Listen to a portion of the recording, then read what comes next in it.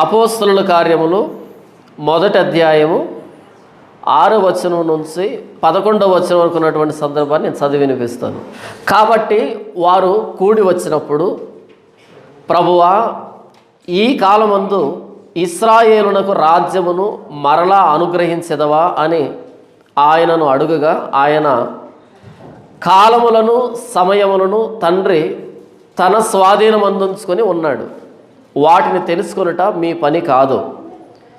ఆయనను పరిశుద్ధాత్మ మీ మీదికి వచ్చినప్పుడు మీరు శక్తి నొందెదరు కనుక మీరు యెరూషలేములోను యోదయ సమరయ దేశముల యందంతటను భూదిగంతముల వరకును నాకు సాక్షులై ఉందరని వారితో చెప్పాను. ఈ మాటలు చెప్పి వారు చూచుచుండగా ఆయన ఆరోహణమాయెను. అప్పుడు వారి కన్నులకు కనబడకుండా ఒక మేఘము ఆయనను కొనిపోయెను. ఆయన వెళ్ళుచుండగా వారు ఆకాశం వైపు తేరి చూచుచుండరి. ఇదిగో, తెల్లని వస్త్రములు ధరించుకొనిన 2 మనుషులు వారి యొద్ద నిలిచి, గలిలయ మనుషులారా, మీరెందుకు నిలిచి ఆకాశం వైపు చూస్తున్నారు? మీ యొద్ద నుండి పరలోకమునకు చేర్చుకొనబడిన ఈ యేసే ఏ రీతిగా పరలోకమునకు వెళ్ళుట మీరు చూచితిరో ఆ రీతిగానే ఆయన తిరిగి వచ్చునని వారితో చెప్పిరి.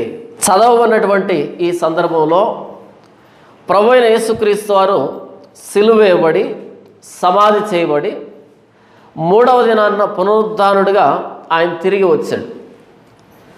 అలా పునరుద్ధానుడైన ప్రభు అయిన యేసుక్రీస్తు వారు అపోస్తలులతో పాటు 40 రోజులు ఉన్నాడు. ఆయన 40వ దినాన్న పరలోకానికి ఆరోహణుడవుతూ శిష్యులతో మాట్లాడుతూ ఉన్నాడు. అలా శిష్యులతో మాట్లాడుతున్నప్పుడు శిష్యులు ఆయన్ని ఒక ప్రశ్న అడిగారు. కాబట్టి వారు కూడి వచ్చినప్పుడు, ప్రభువా, ఈ కాలమందు ఇశ్రాయేలునకు రాజ్యమును మరలా అనుగ్రహించెదవా అని యేసుప్రభుని ప్రశ్నించారు. యేసుప్రభు సిలువెక్కాడు, పునరుద్ధానుడయ్యాడు. 40 రోజులు అనేక ప్రమాణాలను చూపించి, అనేక రుజువులు చూపించి తాను పునరుద్ధానుడయ్యాడు అనేటువంటి విషయాన్ని శిష్యులకి వివరించాడు. ఆయన వెళ్తున్నాడు. ఇక అప్పుడు శిష్యులు ఏమని అడగాలి?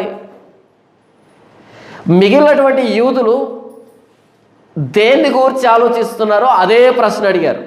మిగిలినటువంటి యూదులు ఏమనుకుంటున్నారు అంటే, మెస్సియా వచ్చినప్పుడు రోమీయులు అందరినీ తరివేసి మరలా మనకి ప్రత్యేకమైన రాజ్యాన్ని తీసుకుని వస్తాడు అని అనుకుంటున్నారు. ఇశ్రాయేలీయులు రోమీయుల పరిపాలనలో ఉన్నారు. రోమీయులు పరిపాలిస్తున్నారు వారిని. మిగిలినటువంటి యూదులు మెస్సియా అనే ఆయన రోమీయుల్ని పారద్రోలి, అంటే రోమీయులు గెలిచి ఇశ్రాయేలీయులైన మనకి స్వతంత్ర రాజ్యాన్ని ఇస్తాడు అని అనుకుంటున్నారు. తప్పు లేదు. ఎందుకు అంటే వాళ్ళకి యేసు ప్రభు అర్థం కాలేదు కాబట్టి, మిగిలిన యూదులు యేసు ప్రభు దగ్గరికి రాలేదు కాబట్టి వాళ్ళు ఆ ప్రశ్న అడిగారంటే అర్థం ఉంది. కానీ యేసు ప్రభుతో పాటు 3.5 సంవత్సరం తిరిగి, ఆయన చనిపోయి తిరిగి లేచిన తర్వాత 40 రోజులు అనేకమైన రుజువులు చూపించబడి యేసు ప్రభు తిరిగి లేచాడని నిర్ధారణ గావించబడిన వీళ్ళు కూడా ఏమడుగుతున్నారు అంటే, మిగిలిన వారిలాగే, కాబట్టి వారు కూడి వచ్చినప్పుడు, ప్రభువా, ఈ కాలమందు ఇశ్రాయేలునకు రాజ్యమును మరలా అనుగ్రహించెదవా? యేసు ప్రభు 3.5 సంవత్సరం వారిని వెంట పెట్టుకొని తిప్పింది దేనికి అంటే, పరలోక రాజ్యం సమీపించిందని ప్రకటించండి, పరలోక రాజ్యానికి మీరు సాక్షులుగా ఉండండి అని తనతో పాటు తిప్పాడు ఆయన. ఇశ్రాయేలు భూ సంబంధమైన రాజ్యానికి, ప్రభు అయిన యేసుక్రీస్తు వారు స్థాపించడానికి వచ్చిన పరలోక రాజ్యానికి చాలా తేడా ఉంది. పరలోక రాజ్యం అంటే పరలోకమందున్న దేవుడు భూమి మీద స్థాపించేటువంటి రాజ్యం. ఇశ్రాయేలు రాజ్యం కానీ, రోమీయుల రాజ్యం కానీ, మిగిలినటువంటి రాజ్యాలన్నీ కూడా భూ సంబంధమైన రాజ్యాలు. భూ సంబంధమైన రాజులు ఉంటారు, భూ సంబంధమైన చట్టాలు ఉంటాయి. పరలోక రాజ్యం అంటే భూలోక రాజ్యం కాదు అని అర్థం. పరలోకమందున్న దేవుడు భూమి మీద స్థాపించే రాజ్యం మిగిలినటువంటి భూ సంబంధమైన రాజ్యాలు లాంటి రాజ్యం కాదది. అది ప్రభు అయిన యేసుక్రీస్తు వారు పరలోక రాజ్యం సమీపించింది కాబట్టి మారు మనసు పొందండి, బాప్తీసం తీసుకోండి అని బాప్తీసం ఇచ్చి యోహాను ప్రకటిస్తూ వచ్చాడు. దాన్నే ప్రభు అయిన యేసుక్రీస్తు వారు స్థాపిస్తూ వచ్చాడు. దయ్యాలను వెలగొట్టడం ద్వారా ఇది పరలోక రాజ్యం, పరలోక రాజ్యంలో దేవుని రాజ్యంలో దయ్యాలకి చోటు లేదు అని నిరూపించాడు. రోగాలన్నింటినీ తీసివేయడం ద్వారా పరలోక రాజ్యంలో పాపం చేయడం ద్వారా వచ్చినటువంటి రోగాలకి చోటు లేదు, ఇది పునరుద్ధరించబడినటువంటి రాజ్యం అని యేసు ప్రభు నిరూపిస్తూ వచ్చాడు.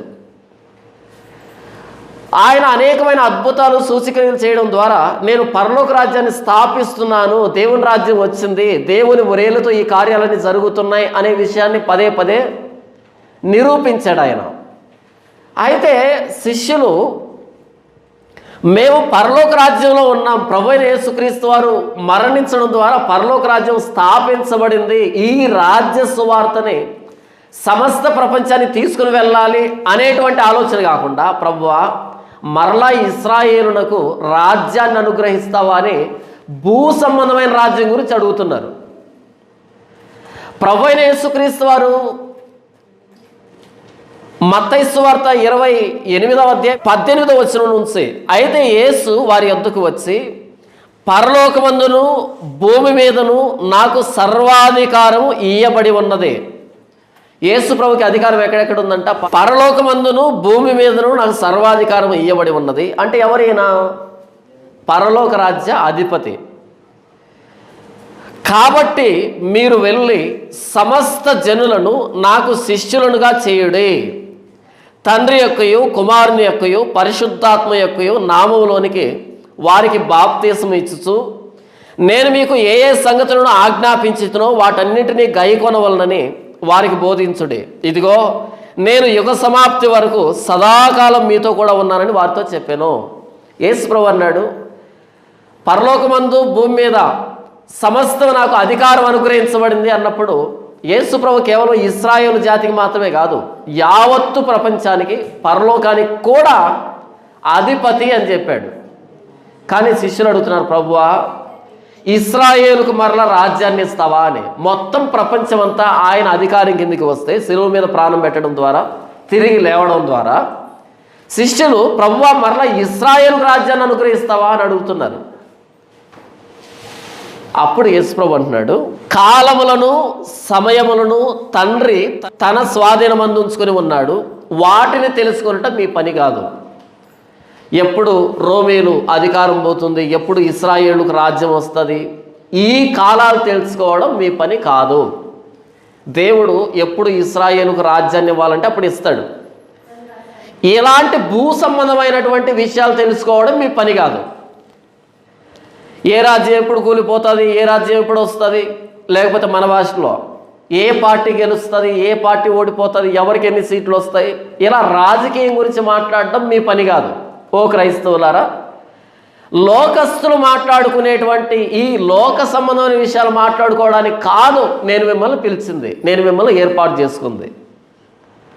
పల్లెల్లో రచ్చబండ దగ్గర కూర్చుంటారు పెద్ద మనుషులు, ఏ పాలు పోకపోతే ఇక రాజకీయాన్ని ఎత్తుకుంటారు, సినిమాల్లోకి వెళ్తారు, ఊరంతా తిరుగుతారు, రకరకాల విషయాలు మాట్లాడుకుంటారు. ఎందుకంటే వాళ్ళు భూ సంబంధమైనటువంటి వ్యక్తులు కాబట్టి. అయితే ప్రభు అయిన యేసుక్రీస్తు వారు మనల్ని ఎందుకు పిలిచాడు? ఊర్లో రచ్చబండ దగ్గర మాట్లాడుకుంటూ ఉంటారు, పిచ్చాపాటి మాట్లాడుకుంటూ ఉంటారే, అలా మనం బ్రతకాలి అని కాదు. ప్రభువా ఇశ్రాయేలుకు మరలా రాజ్యాన్ని అనుగ్రహిస్తావా అంటే వాటిని తెలుసుకోవడం మీ పని కాదు. దేవుడు ఎప్పుడు ఎవరికి రాజ్యం ఇవ్వాలంటే వాళ్ళకి ఇస్తాడు, అది తెలుసుకోవడం మీ పని కాదు. మరి మా పని ఏంటి ప్రభువా అనంటే 8వ వచనం, ఆయనను పరిశుద్ధాత్మ మీ మీదికి వచ్చినప్పుడు మీరు శక్తి నొందెదరు కనుక మీరు యెరూషలేములోను యూదయ సమరయ దేశంలో ఇందంతటను భూదిగంతముల వరకును నాకు సాక్షులై ఉందరని వారితో చెప్పాడు. మిగిలినటువంటి యూదుల పని ఏంటంటే మాకు రాజ్యం ఎప్పుడు వస్తుంది అని ఎదురు చూస్తున్నారు. మీ పని ఏంటంటే, అపోస్తలులైన మీ పని ఏంటంటే, యేసు ప్రభు అయిన నన్ను నమ్మినటువంటి మీ పని ఏంటంటే మీరు పరిశుద్ధాత్మ దేవుని కోసం కనిపెట్టండి. మిగిలిన ఇశ్రాయేలు ఏం పని చేస్తారు? మాకు రాజ్యం ఎప్పుడు వస్తుంది అని ఎదురు చూస్తున్నారు. మీరు దేనికోసం ఎదురు చూస్తారు? పరిశుద్ధాత్మ దేవుని కోసం ఎదురు చూడండి.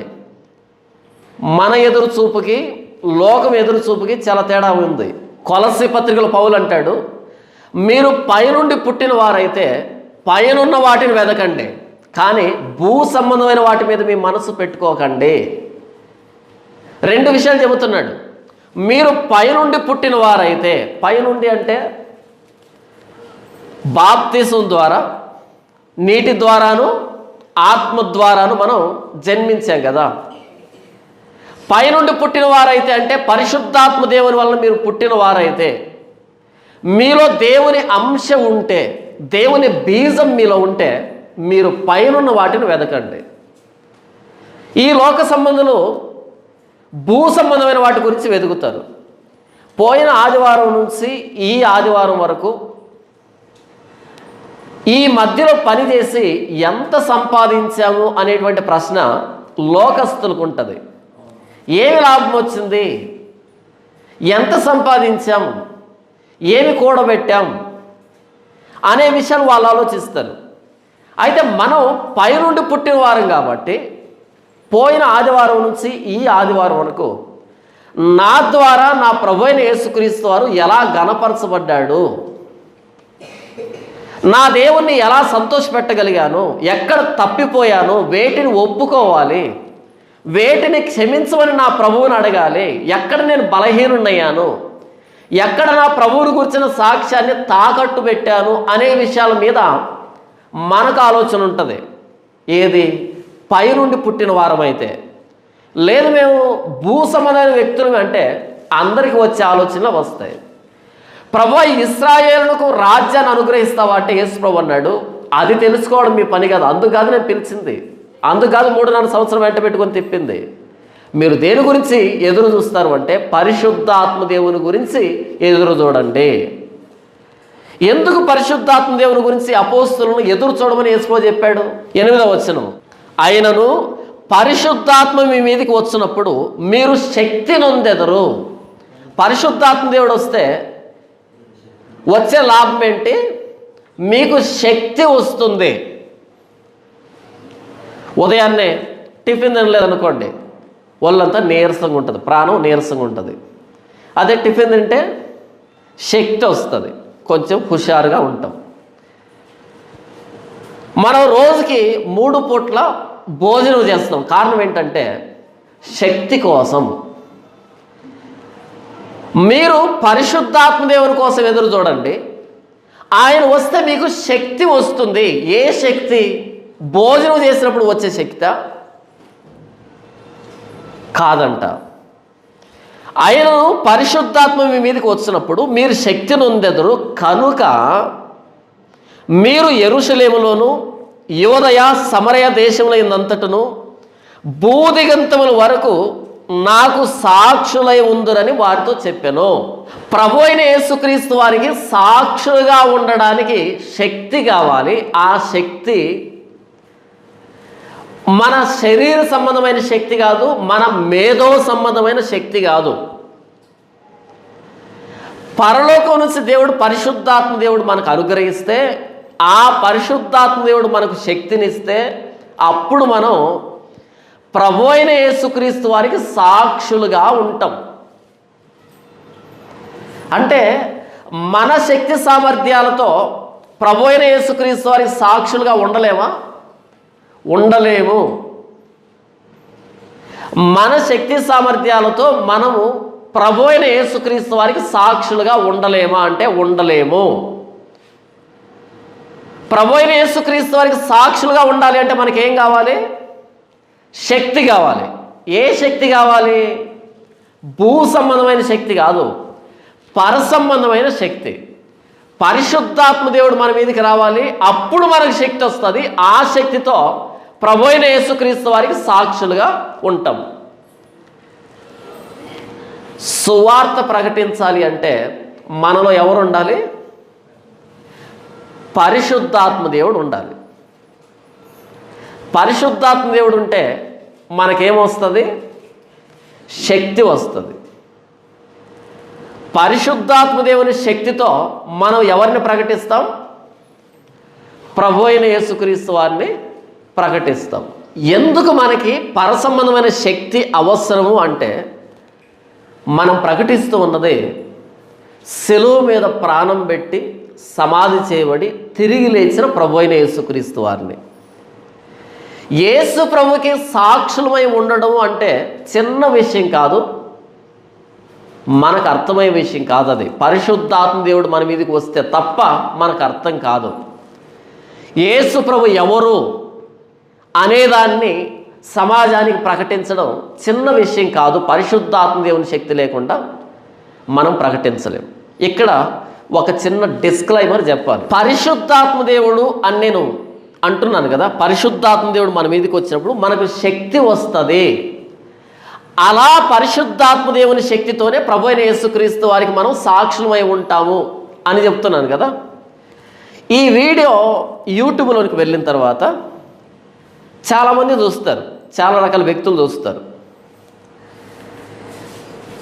అందులో 80% మంది పెంతెకోస్తు అనేటువంటి ఒక శాఖకు సంబంధించిన వాళ్ళు ఉన్నారు, ప్రత్యక్షంగాను పరోక్షంగాను. కొంతమందికి మేము పెంతెకోస్తు అని కూడా తెలియదు. 1901లో ప్రారంభమైంది ఈ పెంతెకోస్తు అనేటువంటి ఈ అనుభవం. అంటే అంతకుముందు లేదన్నమాట. వాళ్ళు ఏం చేస్తారు అంటే, వాళ్ళకి పరిశుద్ధాత్మ దేవుడు అంటే ఒక పాట పాడడం, ఆ పాటని అర్ధగంట పైగా పాడడం, స్పీడ్గా, స్లోగా, గట్టిగా, చిన్నగా, రకరకాలుగా పాడడం.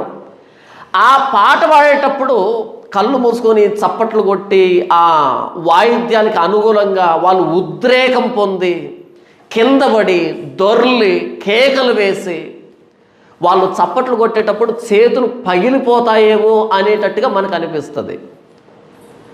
దీన్ని అంతటిని వాళ్ళు ఏమనుకుంటారు అంటే, పరిశుద్ధాత్మ దేవుడు మా మీదకి వచ్చాడు, మాకు శక్తి వచ్చింది కాబట్టి మేము తట్టుకోలేక, ఆ శక్తిని తట్టుకోలేక కిందపడి దొర్లుతున్నాం, మీకు ఇది అర్థం కాక మీరు పరిశుద్ధాత్మ దేవుణ్ణి అవమానిస్తున్నారు అని అంటారు.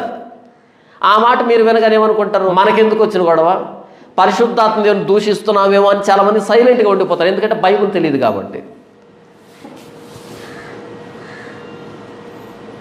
నేను పరిశుద్ధాత్మ దేవుడు అన్నప్పుడు ఇలాంటి వాళ్ళు మన వీడియో చూసినప్పుడు, చూసావా మా గురించే మాట్లాడుతున్నాడు, పరిశుద్ధాత్మ దేవుడు అంటే మా గురించే కదా, మేమే కదా కిందపడి దొరలేది, ఊగేది, కేకలు వేసేది, చప్పట్లు కొట్టేది అని అనుకుంటారు. ఆ పెంతెకోస్తు వాళ్ళు అనుభవిస్తూ ఉన్నది పరిశుద్ధాత్మ దేవుడు కాదు, ఈ బైబిల్లో ఉన్న పరిశుద్ధాత్మ దేవుడు కాదు. భ్రష్టాత్మ, భ్రమపరిచే ఆత్మ, దయ్యపు ఆత్మ, అపవాది ఆత్మ. సౌలు మీదకి దురాత్మ వచ్చినప్పుడు సౌలు ప్రవచించడం ప్రారంభించాడు. అంతకుముందు పరిశుద్ధాత్మ దేవుడు వచ్చినప్పుడు కూడా ప్రవచించాడు. దేవుడు పరిశుద్ధాత్మ దేవుని తీసివేసి దురాత్మను ఇచ్చినప్పుడు కూడా ప్రవచించాడు సౌలు. 2 సందర్భాల్లో ప్రవచించాడు. అది ఏ ఆత్మో తెలియదు చాలామందికి. కిందపడి దొరుకుతున్నారు, కేకలేస్తున్నారు, ఏదో ఒక విధమైన అనుభవం వచ్చింది, ఊగిపోతున్నారు. నిజంగానే వారికి లోపలికి అలాంటి శక్తి ఒకటి వస్తుంది, కరెంట్ షాక్ కొట్టినట్టుగా ఒక శక్తి వస్తుంది. భరించలేరు, తట్టుకోలేరు, కిందపడి దొర్లుతారు, కేకలు వేస్తారు, చప్పట్లు కొడతారు, ఏంటేంటో చేస్తారు. ఒక 10 నిమిషాలు 20 నిమిషాల తర్వాత మరలా మనస్పృహలోనికి వస్తారు. చూసే మనకి ఎలా ఉంటుందంటే, ఏంటి వీళ్ళు మరి ఇంత చండాలంగా ప్రవర్తిస్తున్నారే, కొంచెం కూడా సభ్యత సంస్కారం లేదు అని అనిపిస్తుంది. నిజంగానే వాళ్ళు దాన్ని అనుభవిస్తారు. కరెంట్ షాక్ కొట్టినప్పుడు ఎలా ఉంటుందో అలాంటి అనుభవం వస్తుంది వాళ్ళ మీదకి నిజంగానే. మీరు గమనించండి, ఆ పరిశుద్ధాత్మ దేవుడు మరలా పాస్టర్ గారి భార్య మీదకి రాడు. మీరు ఎప్పుడైనా వెళ్ళండి పెంతెకోస్తు సంఘాలకి, వయసులో ఉన్న ఆడపిల్లలు, పెళ్ళైనటువంటి స్త్రీలు అందరినీ కళ్ళు మూసుకోమంటారు, చేతులు పైకెత్తమంటారు. ఇక వీళ్ళు పాడిందే పాడింది పాడింది పాడింది ఆ డ్రమ్స్ కొట్టి పాడి పాడి పాడి ఒకానొక సందర్భంలో ఉద్రేకానికి లోనే వాళ్ళు చప్పట్లు కొట్టి గంతులు వేసి కింద పడి దొరలడం ప్రారంభిస్తారు. ఇదంతా వాళ్ళకి తెలియదు. ఇదంతా వాళ్ళు ఏమనుకుంటారు అంటే పరిశుద్ధాత్మ దేవుడు మమ్మల్ని తాకాడు, మాకు శక్తి వచ్చింది అనుకుంటారు. వాళ్ళు కళ్ళు మూస్తుంటారు, వాళ్ళు అదే ధ్యాసలో ఉంటారు, అదే భ్రమలో ఉంటారు. ధ్యాస కాదు, అదే భ్రమలో ఉంటారు వాళ్ళు. అలా అక్కడి నుంచి దొరలడం ప్రారంభిస్తారు. చాలా స్పీడ్గా దొర్లుతారు. వాళ్ళు తట్టుకోలేరు, దాన్ని భరించలేరు. ప్లగ్లో వేలు పెట్టాం, కరెంట్ షాక్ తగిలింది, చిన్నగా తీస్తామా? చాలా స్పీడ్గా తీస్తాం కదా.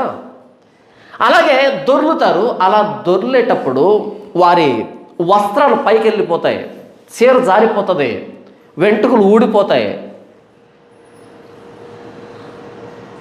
ఆ పెంతెకోస్తు సంఘంలో నేను ఉన్నప్పుడు ఇక ఆరాధన అనగానే నాకు ఒక విధమైన బాధ. అయ్యో, ఇక అందరూ వికృతంగా ప్రవర్తిస్తారు. మరలా చాలామంది పురుషులు పడరు, 2% 3% పడతారు, కానీ స్త్రీలు మాత్రం 50% పైగా పడిపోతారు కింద. మంచి మంచి బట్టలు వేసుకొని వచ్చి ఉంటారు. అలా దొర్లుతూ ఉంటే పురుషుల్లోకి వస్తారు దొల్లి. అందరు చూపు ఒకలాగా ఉంటుంది కదా. మిగిలినటువంటి స్త్రీలైనా, ఏది పరిశుద్ధాత్మ దేవుడు రానటువంటి స్త్రీలైనా వాళ్ళను కప్పడానికి రారు. ఎందుకంటే అందరు కళ్ళు మూసుకొని ఉంటారు, వాళ్ళని కప్పడానికి రారు. అలా వాళ్ళు పురుషుల్లోనికి వెళ్ళి దొర్లుతూ ఉంటే, కొంతమంది కళ్ళు తెరిచి చూస్తూ ఉంటే చాలా అసభ్యంగా ఉంటుంది, చాలా అసభ్యంగా ఉంటుంది. పరిశుద్ధాత్మ దేవుడు వస్తే మన బట్టలు వైదొలిగిపోయి మన శరీరం మీద నుంచి మన అర్ధనగ్న దేహాలు అందరికీ కనిపించేటట్టుగా చేస్తాడా? ప్రశ్న. సరే, ఆయన్నే పరిశుద్ధాత్మ దేవుడు అనుకుందాం. అది భ్రష్టాత్మ, అది దయ్యపాత్మ. ఎందుకంటే దయ్యపాత్మ మాత్రమే మన శరీరాన్ని అందరికీ చూపించేటట్టుగా చేస్తుంది, పరిశుద్ధాత్మ దేవుడు చేయడు. ఒకవేళ అలాంటి దాన్నే పరిశుద్ధాత్మ దేవుడు అంటే, మరి పాస్టర్ అమ్మ ఎందుకని అలా దొరలటం లేదు? అది ప్రశ్న. పెంతెకోస్తు వాళ్ళంతా అడగాలి. ఏంటి ఎంతసేపు పరిశుద్ధాత్మ దేవుడు మా మీదకే వస్తున్నాడు, మేమే దొర్లుతున్నాం, మేమే మా శరీరాన్ని అందరికీ చూపెట్టుకుంటున్నాం? చాలా అసహ్యంగా ఉంటుంది, చాలా రోతగా అనిపిస్తుంది. భరించాను. పరిశుద్ధాత్మ దేవుడేమో మనం అలా అంటే అలా అని చాలా భరించాను. తర్వాత అర్థమైంది, అయ్యో ఎంత భ్రష్టత్వంలో, భ్రమలో, ఎంత ఊహాలోకంలో బ్రతుకుతున్న, చచ్చిన తర్వాత నరకానికి వెళ్తారు. ఇప్పుడు అనిపిస్తుంది బైబిల్ చదివిన తర్వాత. మరి పాస్టర్ము కూడా అలాగే కింద పడి దొర్లినప్పుడు అప్పుడు ఒప్పుకుందాం, దొరలదు. పాస్టర్ గారి కూతురు దొరలదు, పాస్టర్ గారి కొడుకు దొరలడు, పాస్టర్ గారు దొరలడు. ఏ, మీకు పరిశుద్ధాత్మ దేవుడు రాలేదా? ఈయన పాట పాడుతూ ఉంటాడు, ఈయనకి ఎప్పుడు రాడా పరిశుద్ధాత్మ దేవుడు? మొదట రావాల్సింది ఈయన కింద పడి దొరలాలి, అవునా? మొదట రావాల్సింది పాస్టర్ గారి భార్యకి. ఆవిడ కుర్చీలో ఉంటుంది, అస్సలు ఆ పట్టు చీర ఐరన్ నలగదు. పిల్లలు కానీ వీళ్ళ కుటుంబ సభ్యులు కానీ ఎవరి మీదకి పరిశుద్ధాత్మ రాడు. వచ్చేది ఎవరికి రా అంటే ఈ ఆకు ఒక్క వేసుకొని 5వ తరగతి కూడా ఫెయిల్ అయినటువంటి ఈ అమ్మగారుల మీదకి వస్తుంది. మొత్తం ఒళ్ళంతా చూపెడతారు సంఘానికి ఆ ఆరాధన పేరుతో. అసహ్యం, చండాలం, భ్రష్టత్వం, భ్రమ, దురాత్మ, భ్రష్టాత్మ. పరిశుద్ధాత్మ దేవుడు కాదు. పరిశుద్ధాత్మ దేవుడు వస్తే సభ్యత, సంస్కారం. పరిశుద్ధాత్మ దేవుడు సమాధానానికి కర్త కానీ అల్లరికి కర్త కాడు అని బైబిల్లో రాయబడితే వాళ్ళ ఇష్టం. ఇక ఆరాధన పేరుతో కేకలు వేస్తారు, దొర్లుతారు, చప్పట్లు కొడతారు. నేను గతంలో మీకు చెప్పాను, ఒక చర్చికి వెళ్ళాను. ఇక నేను వాక్యం చెప్పాలి. వాక్యం చెప్పే ముందు పాస్టర్ గారు భార్య వచ్చి ఆరాధనలో నడిపిస్తారు మనల్ని అన్నాడు. ఆ పాస్టర్ వచ్చింది, మైక్ తీసుకుంది. మైక్ తీసుకొని ఆరాధన స్తుతి ఆరాధన అని ప్రారంభించింది. స్లోగా ప్రారంభించింది. ఆరాధన స్తుతి ఆరాధన అని కొంచెం స్పీడ్ పెంచింది. ఆరాధన స్తుతి ఆరాధన అని ఇంకా స్పీడ్ వెళ్ళింది. అర్ధగంట పైగా పాడింది ఆ 2 ముక్కల్నే. అర్ధగంటకు పైగా ఆరాధన స్తుతి ఆరాధన, ఆరాధన స్తుతి ఆరాధన అనే దాన్ని పాడింది. ఈ అర్ధగంటలో గందరగోళం అయిపోయింది, చేపల మార్కెట్ అయిపోయింది. అంతా అయిపోయిన తర్వాత ఈ సంగీత వాయిద్యాలు వాయించారు కదా, ఓ రేంజ్లో వాయించారు కదా, వీళ్ళందరూ లేచి బయటికి వెళ్ళిపోయారు. ఎందుకని? ఇక నేను వాక్యం చెబుతున్నా అంటే వీళ్ళు వచ్చింది ఈ ఆరాధనకు వాయించడానికా, వాక్యం వినడానికి కాదా? అలా వెళ్ళిపోయారు. చివరి ప్రార్థనకు మరలా వచ్చి కూర్చున్నారు. ఎందుకంటే మరలా ఒక పాట ఉంది కానుకలకి, అందుకని వచ్చారు వీళ్ళు. అంతా ఇలాంటి భ్రష్టత్వంలో ఉంటారు వాళ్ళు. ఆ పెంతెకోస్తు సంఘంలో వాళ్ళు అంటున్నటువంటి పరిశుద్ధాత్మ దేవుడు పేరు పెట్టుకున్నారు భ్రష్టాత్మ. ఆయన గురించి కాదు నేను మాట్లాడుతున్నది అనే దానికి చెప్పాను ఇంతవరకు నేను. ఎందుకంటే పరిశుద్ధాత్మ అన్నప్పుడు వాళ్ళు వాళ్ళ భ్రమపరిచే ఆత్మనే అనుకుంటారు. కాదు, నేను మాట్లాడుతున్నది ప్రభువైన యేసుక్రీస్తు వారు చెప్పినటువంటి పరిశుద్ధాత్మ దేవుడి గురించి. ఈ పరిశుద్ధాత్మ దేవుడు వచ్చినప్పుడు మనకు శక్తి వస్తుంది. ఆ శక్తి దేనికంటే ప్రభువైన యేసుక్రీస్తు వారికి సాక్షులుగా ఉండడానికి. మీకు మాట చెప్తాను. నేను చదువుకునేటప్పుడు, కాలేజ్ చదివేటప్పుడు మేము ఒక రూమ్లో ఉండేవాళ్ళం. మా రూముకి ముందు ఒక పెద్ద గుడి ఉండేది. ఆ మొత్తం ప్రాంతానికి అంతటికి పెద్ద గుడి అదే. రాత్రంతా భజన చేస్తారు వాళ్ళు. చాలా నిష్ఠతగా ఉన్నటువంటి వాళ్ళ కోణంలో భక్తిపరులు వాళ్ళు. ఆ ఊర్లోనికి క్రైస్తవులు రానివ్వరు. ఆ ఊర్లో రూమ్ తీసుకుని ఉన్నా నేను. ఆ ఊర్లో సువార్త ప్రకటించనివ్వరు, కొడతారు. ఆ ఊర్లో రూమ్ తీసుకుని ఉన్నా నేను. ప్రతి ఆదివారం చర్చికి వెళ్ళాలి కదా. నాతోటి రూమ్లో ఉన్న వాళ్ళు కానీ మిగిలినటువంటి వాళ్ళు కానీ చర్చికి వెళ్ళేటప్పుడు ఏం చేస్తారంటే ఇన్షర్ట్ చేసుకొని బైబిల్ తీసుకొని ముందు 2 బటన్లు ఓపెన్ చేసి ఇలా బైబిల్ లోపలికి దోపుకొని ఇలా వెనక్కి వచ్చేటట్టుగా చేసుకొని మరలా బటన్స్ వేసుకొని అలా వెళ్తారు ఆ గుడి ముందు నుంచి. ఎందుకని? కనబడితే ప్రశ్నిస్తారు, కొడతారు, రకరకాల ప్రశ్నలు అడుగుతారు, ఎగతాళి చేస్తారు, ఎక్కువ మాట్లాడితే కొడతారు. ఆ ఊరి సంప్రదాయం అది.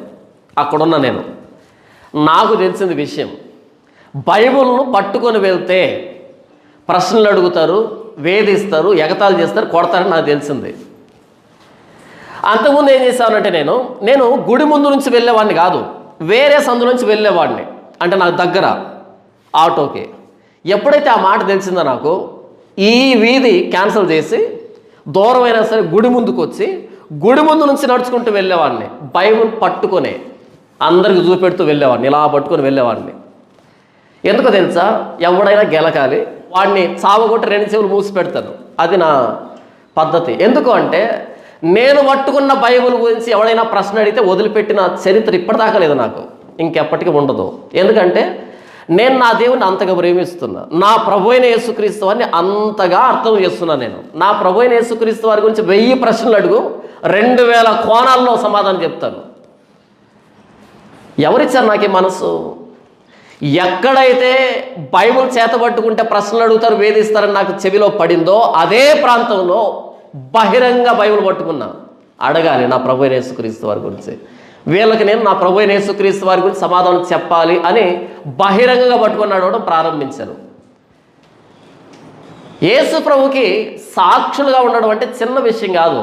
నాకంటే ముందు అనేక మంది ఇన్షర్ట్ చేసుకొని లోపల పెట్టుకొని పోతూ వచ్చారు బైబిల్ని. మొట్టమొదటిసారి బైబిల్ అందరికి చూపెడుతూ తిరిగిన ఆ ప్రాంతంలో. మరి నీకేంట్రా ధైర్యం అంటే, మరి నేను యేసు ప్రభువు నమ్ముకుంది అందరికి చెప్పడానికి కదా, దాచిపెట్టుకోవడానికి కాదు కదా.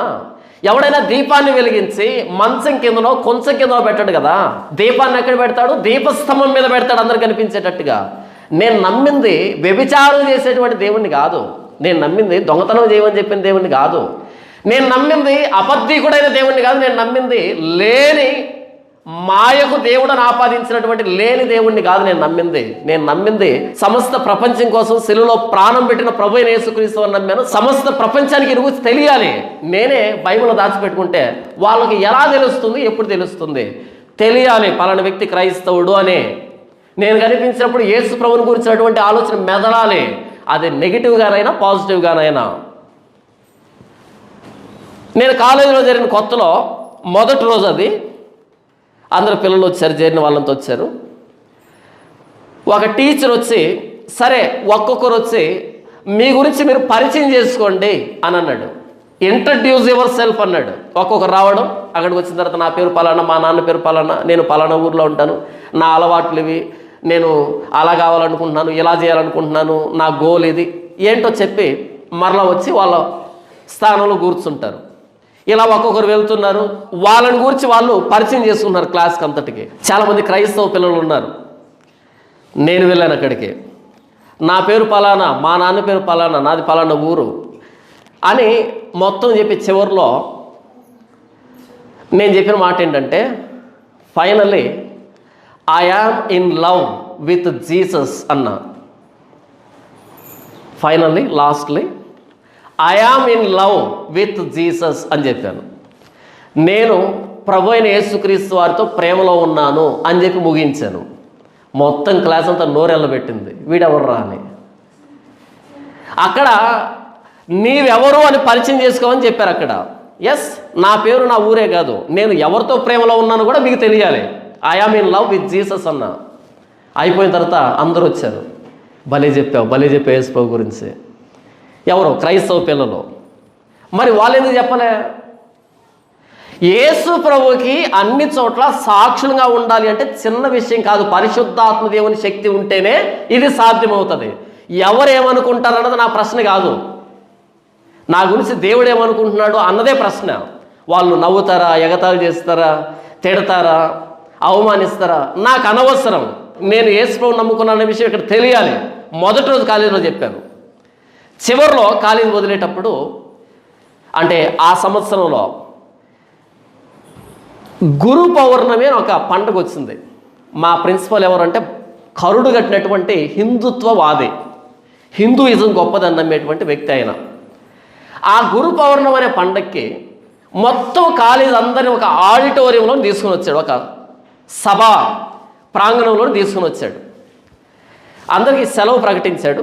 ఒక 2 గంటలు ఈ గురు పౌర్ణమి అంటే ఏంటో చెబుతాను, తర్వాత మీరు ఇంటికి వెళ్ళొచ్చు అన్నాడు. వాస్తవానికి ఆ గురు పౌర్ణమి అంటే ఏంటో నాకు తెలియదు. గురు పౌర్ణమి అంటే అది సెలవేమో అనుకున్నా కానీ అది ఒక పండుగ అని తెలుసు, కానీ ఇంతకీ ఏంటది అనేది తెలియదు నాకు, ఎప్పుడు ఆలోచించలే. అదొక పండుగ, హైందవులు పాటిస్తారు, ఆ రోజు స్కూల్స్కి సెలవు ఉంటుంది, అంత మాత్రమే తెలుసు నాకు. సరే వెళ్ళి కూర్చున్నాను. ఇక ఆయన మైక్ తీసుకున్నాడు, గురు పౌర్ణమి గురించి చెప్పాడు. తర్వాత టీచర్లు అంతా చెప్పారు ఆ గొప్పతనం గురించి, గురువు గొప్పతనం గురించి మాట్లాడుతున్నారు అన్నమాట. తర్వాత పిల్లలకి అవకాశం ఇచ్చారు, ముందు రోజే పేర్లు ఇచ్చారు, గురు పౌర్ణమి రోజు ఎవరెవరు మాట్లాడతారు, స్పీచ్ ఇస్తారని. అందరు వినేటప్పటికీ నాకు ఒక విషయం అర్థమైంది. గురువు గొప్పతనం గురించి చెప్తున్నారు ఇక్కడ అనేది అర్థమైంది. అది వాస్తవానికి సాయిబాబాకు సంబంధించినటువంటి పండుగ అనుకుంటున్నది. గురువు గొప్పతనం గురించి మాట్లాడుతున్నారు గురు పౌర్ణమి రోజు. అంతా అయిపోయిన తర్వాత అందరూ స్పీచ్ ఇచ్చారు, ప్రిన్సిపల్ ఇచ్చాడు, టీచర్లు ఇచ్చారు, పిల్లలు ఇచ్చారు, అందరూ అయిపోయారు. ఇంకా ఎవరైనా మాట్లాడాలనుకుంటున్నారా పేర్లు ఇవ్వకుండా అని అన్నాడు. అప్పటికి నాకు ఒక క్లారిటీ వచ్చింది, అది గురువు గురించి అని. నేను చేయెత్తాను, కమాన్ వచ్చే అన్నాడు. వెళ్ళి మైక్ తీసుకున్నా. ఆ కాలేజీలో క్రైస్తవులు ఎవరు అప్పటి వరకు ప్రసంగం చేయనివ్వరు, కొడతారు, మత ప్రచారం అంటారు. ఎందుకంటే పక్కా హిందుత్వ కాలేజ్ అది, చాలా పెద్ద కాలేజ్ అది, వాళ్ళ దేవుడి పేరు మీద ఉన్నటువంటి కాలేజ్ అది. అక్కడ వెళ్ళాను, మైక్ తీసుకున్నాను. గురువు అంటే ఎవరు, ఎన్ని రకాల గురువులు ఉన్నారు, ఎన్ని రకాల విద్యలు ఉన్నాయి అని మొదలుపెట్టి ఒక 10 నిమిషాలు చెప్పాను. మొత్తం ప్రపంచంలో ఉన్నటువంటి గురువులు, ఆ విద్యలు అన్నింటి గురించి చెప్పాను, అన్నింటిలో లోపాల గురించి చెప్పాను. చెప్పి చివరిలో అసలైన గురువు ఎవరంటే ప్రభు అయిన యేసుక్రీస్తు వారు. ఈ భూ సంబంధమైన గురువులు భూ సంబంధంగా కొన్ని విద్యలు నేర్పిస్తారు పొట్టకూటి కోసం. ఒక వ్యక్తి భూమి మీద నుంచి పరలోకానికి వెళ్ళాలంటే, దేవుని దగ్గరికి వెళ్ళాలంటే మనం రావలసిన ఏకైక గురువు ప్రభు అయిన యేసుక్రీస్తు వారు.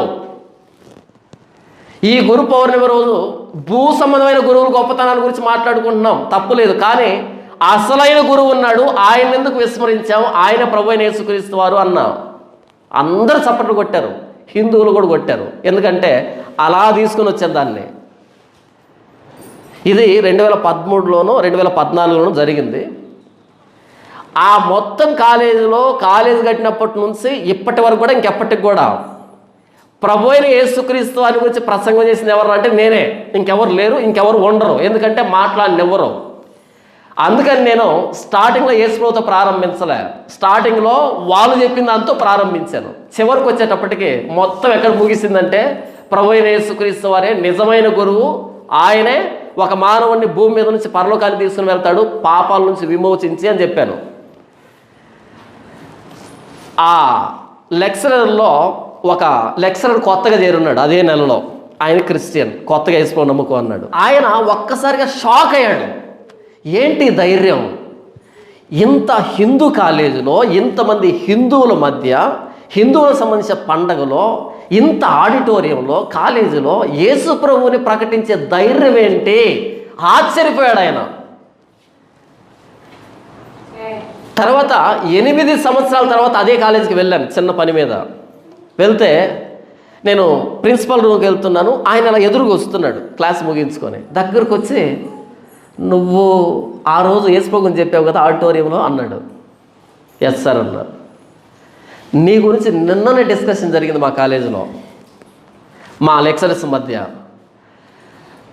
2013లోనో 14లోనో ఒక అబ్బాయి ప్రభు అయిన యేసుక్రీస్తు వారి గురించి ఆడిటోరియంలో అంతమంది ముందు చెప్పాడు. అప్పటి నుంచి ఇప్పటివరకు ఇంకెవరు ఆ ప్రస్తావన తీసుకొని రాలే. ఆ అబ్బాయిది ఎంత ధైర్యము, ఎంత నమ్మకము, ఎంత ప్రేమ యేసుప్రభు అంటే అబ్బాయికి అని డిస్కషన్ జరిగిందంట ఆ లెక్చరర్స్ మధ్య. నిన్న నీ గురించి మాట్లాడుకున్నాం, ఈరోజు నిన్ను చూస్తూ ఉన్నా.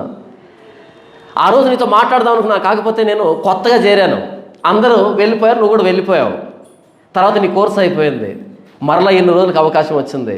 నీ ధైర్యం నాకు నచ్చింది, నీ ప్రేమ నాకు నచ్చింది, యేసు ప్రభువుని మహింపరిచావు ఆ రోజు అని అన్నాడు. ఎలా వచ్చింది ఈ ధైర్యం, ఎలా వచ్చింది ఈ తెగింపు అంటే పరిశుద్ధాత్మ దేవుడు మన మీదకి వచ్చినప్పుడు మనం శక్తి నొందుతాం. కాబట్టి ఎదురుగా ఉన్న వాళ్ళు ఎవరు ఏం చేస్తారు ఏమనుకుంటారు అన్నది అనవసరం. ప్రభు అయిన యేసుక్రీస్తు వారికి సాక్షులుగా ఉంటాం. చాలామంది ఉన్నారు క్రైస్తవులు, నా క్లాస్మేట్స్లో కొంతమంది క్రైస్తవులు ఉన్నారు. ప్రతి క్రిస్మస్కి ఏం చేస్తారు తెలుసా? రేపు క్రిస్మస్ అనగా ఈరోజు ఉదయాన్నే 5 కేజీల కేక్ ఆర్డర్ ఇస్తారు. ఏం ఆర్డర్ ఇస్తారు? కేక్ ఆర్డర్ ఇస్తారు.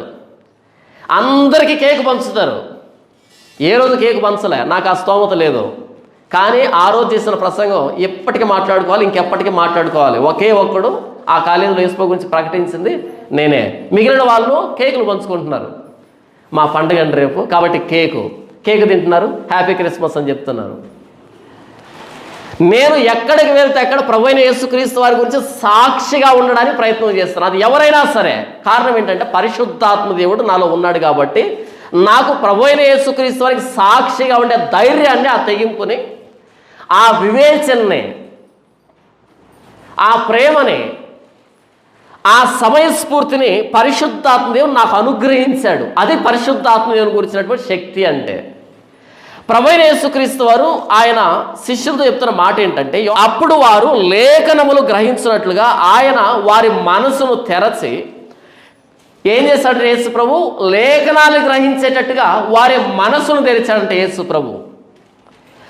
క్రీస్తు శ్రమపడి 3వ దినమున మృతుల్లోండి లేచుననియు యెరూషలేము మొదలుకొని సమస్త జనులలో ఆయన పేరట మారు మనసును పాప క్షమాపణయు ప్రకటించబడుననియు వ్రాయబడి ఉన్నది. ఈ సంగతులకు మీరే సాక్షులు. ఏమన్నాడు యేసు ప్రభు? క్రీస్తు శ్రమపడి 3వ దినమున మృతుల్లోండి లేచుననియు. యేసు ప్రభు మరణ సమాధి పునరుద్ధానం గురించి మాట్లాడుతూ యెరూషలేము మొదలుకొని సమస్త జనములలో ఆయన పేరట మారు మనసును పాప క్షమాపణయు ప్రకటించబడుననియు వ్రాయబడి ఉన్నది. ఈ సంగతులకు మీరే సాక్షులు. యేసు ప్రభు అంటున్నాడు, నేను చనిపోయాను, సమాధి చేయబడ్డాను, తిరిగి లేచాను అని వ్రాయబడింది కదా, ధర్మశాస్త్రంలో రాయబడింది కదా, లేఖనాల్లో ఉంది కదా అని బయలుపరిచి యెరూషలేము మొదలుకొని సమస్త ప్రపంచంలో ఆయనను గూర్చి మారు మనసు, ఆయన పేరట మారు మనసు, ఆయన పేరట పాప క్షమాపణ ప్రకటించబడాలి. దీనికి మీరు సాక్షులు.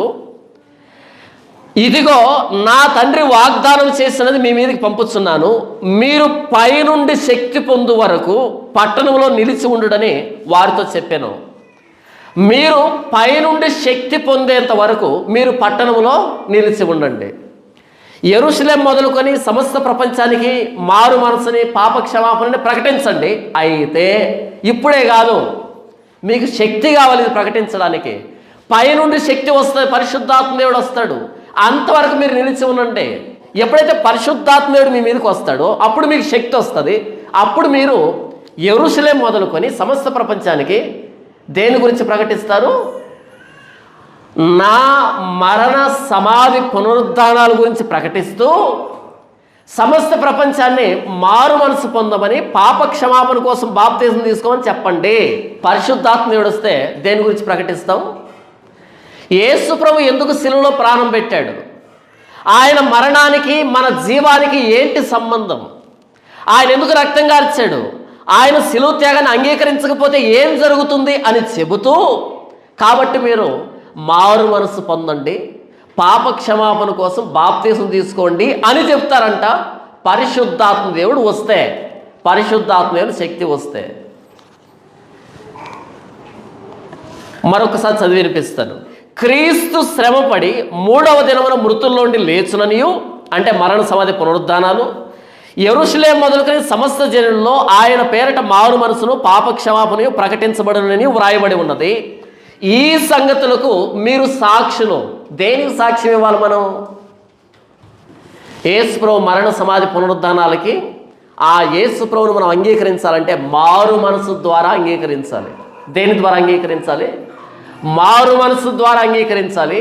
పాపాలు క్షమించమని ఆయన ప్రాణత్యాగాన్ని అంగీకరించాలి.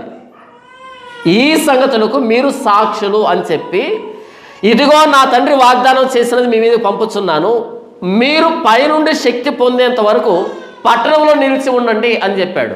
పరిశుద్ధాత్మ దేవుడు వస్తే శక్తి ఎక్కడి నుంచి వస్తుంది? మనకి పైనుండి శక్తి వస్తుంది పరిశుద్ధాత్మ దేవుని రూపంలో. అప్పుడు మనం ఏం ప్రకటిస్తాం? యేసు ప్రభు మరణ సమాధి పునరుద్ధానాలు ప్రకటించి మారు మనసు పొందండి, మనసు మార్చుకోండి, పాప క్షమాపణ కోసం వేడండి అని ప్రకటిస్తామంట. మీకు అర్థం కాలేదు కదా? రోమీయులకు రాసిన పత్రిక 3వ అధ్యాయం 9వ వచనం నుంచి, అలాగైనా ఏమందుము, మేము వారికంటే శ్రేష్ఠులమా తక్కువ వారమా? ఎంత మాత్రము కాము. యూదులేమి గ్రీసు దేశస్థులేమి అందరూ పాపమునకు లోనై ఉన్నారని ఇంతకు ముందు దోషారోపణ చేసి ఉన్నాము. ఏమన్నాడు పౌలు?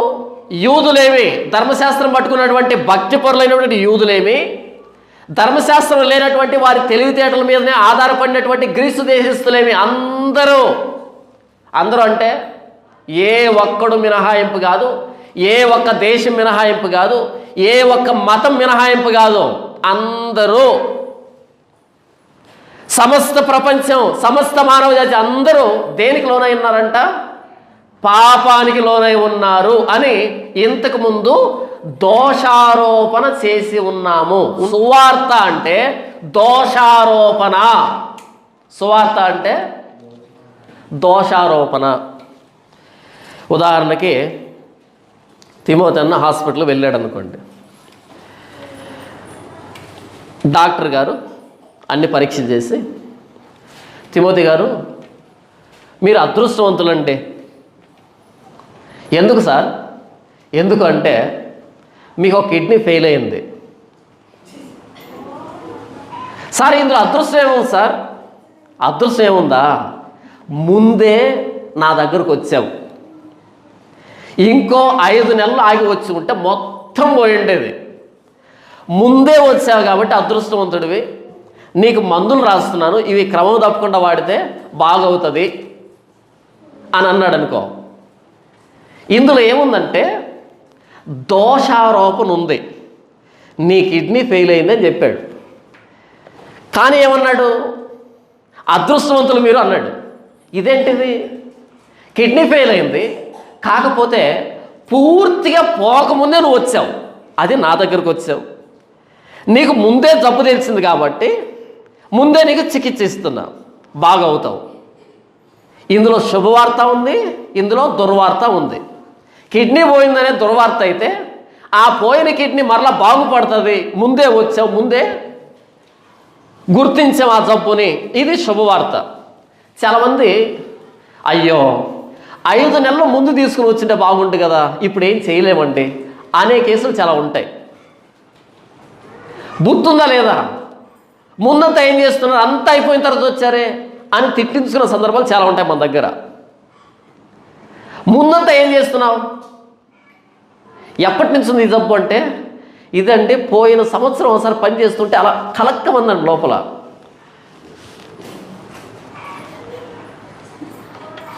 మరి అప్పుడు ఎందుకు రాలే, చిన్న జబ్బే కదా, చిన్న నొప్పే కదా అని ఒళ్ళు నొప్పులు మాత్రం వేస్తున్నా సార్ పోతూ వచ్చింది. అది ఒళ్ళు నొప్పులు కాదు తల్లి, అప్పుడే వచ్చిందే బాగుండేది. ఇప్పుడు నేనేం చేయలేను, ఇదిగో పెద్ద ఆసుపత్రి రాస్తున్నా, వెళ్ళు అక్కడికి. ఆ కలకం అన్నప్పుడు వచ్చింటే అదృష్టవంతురాలివి. మొత్తం మురగబెట్టుకొని సంవత్సరం తర్వాత వచ్చి గోరుతో పోయేదాన్ని గొట్టలాగా తీసుకుని వచ్చావు. ఆ రోజు వచ్చింటే గోరుతో తీసేసి ఉండేవాళ్ళం, ఈరోజు గొడ్డలు కావాలి. యూదులేమి గ్రీసు దేశస్తులేమి అందరూ పాపానికి లోనై ఉన్నారని దోషారోపణ చేసి ఉన్నాము. సువార్త అంటే దోషారోపణ. ప్రపంచంలో చాలామంది ఏమనుకుంటారు తెలుసా, అంతెందుకు నిన్న ఒక ఆయన వాట్సాప్లో ఒక మెసేజ్ పెట్టాడు, ఒక వీడియో పెట్టాడు. ఆ వీడియోలో గరికపాటి నరసింహారావు అని ఒక ఆయన మాట్లాడుతున్నాడు, ప్రవచనకర్త ఆయన, హైందవులకి, మనకు కాదు. అందులో ఆయన ఏమంటాడు అంటే, మీరెందుకు గుడులకు వెళ్తున్నారు, అక్కడ పుష్కర స్నానాలు చేస్తున్నారు, గుడులకు వెళ్తున్నారు, ఏంటంటే నోములు చేస్తున్నారు, ఈ దేహానికి మించిన దేవాలయం ఉందా అని అడుగుతున్నాడు ఆయన. వెంటనే మన క్రైస్తవులకి ఉబలాటం ఎక్కువ అనమాట, ఆత్రం ఎక్కువ, ఏది వెనక ముందు ఆలోచించావరు.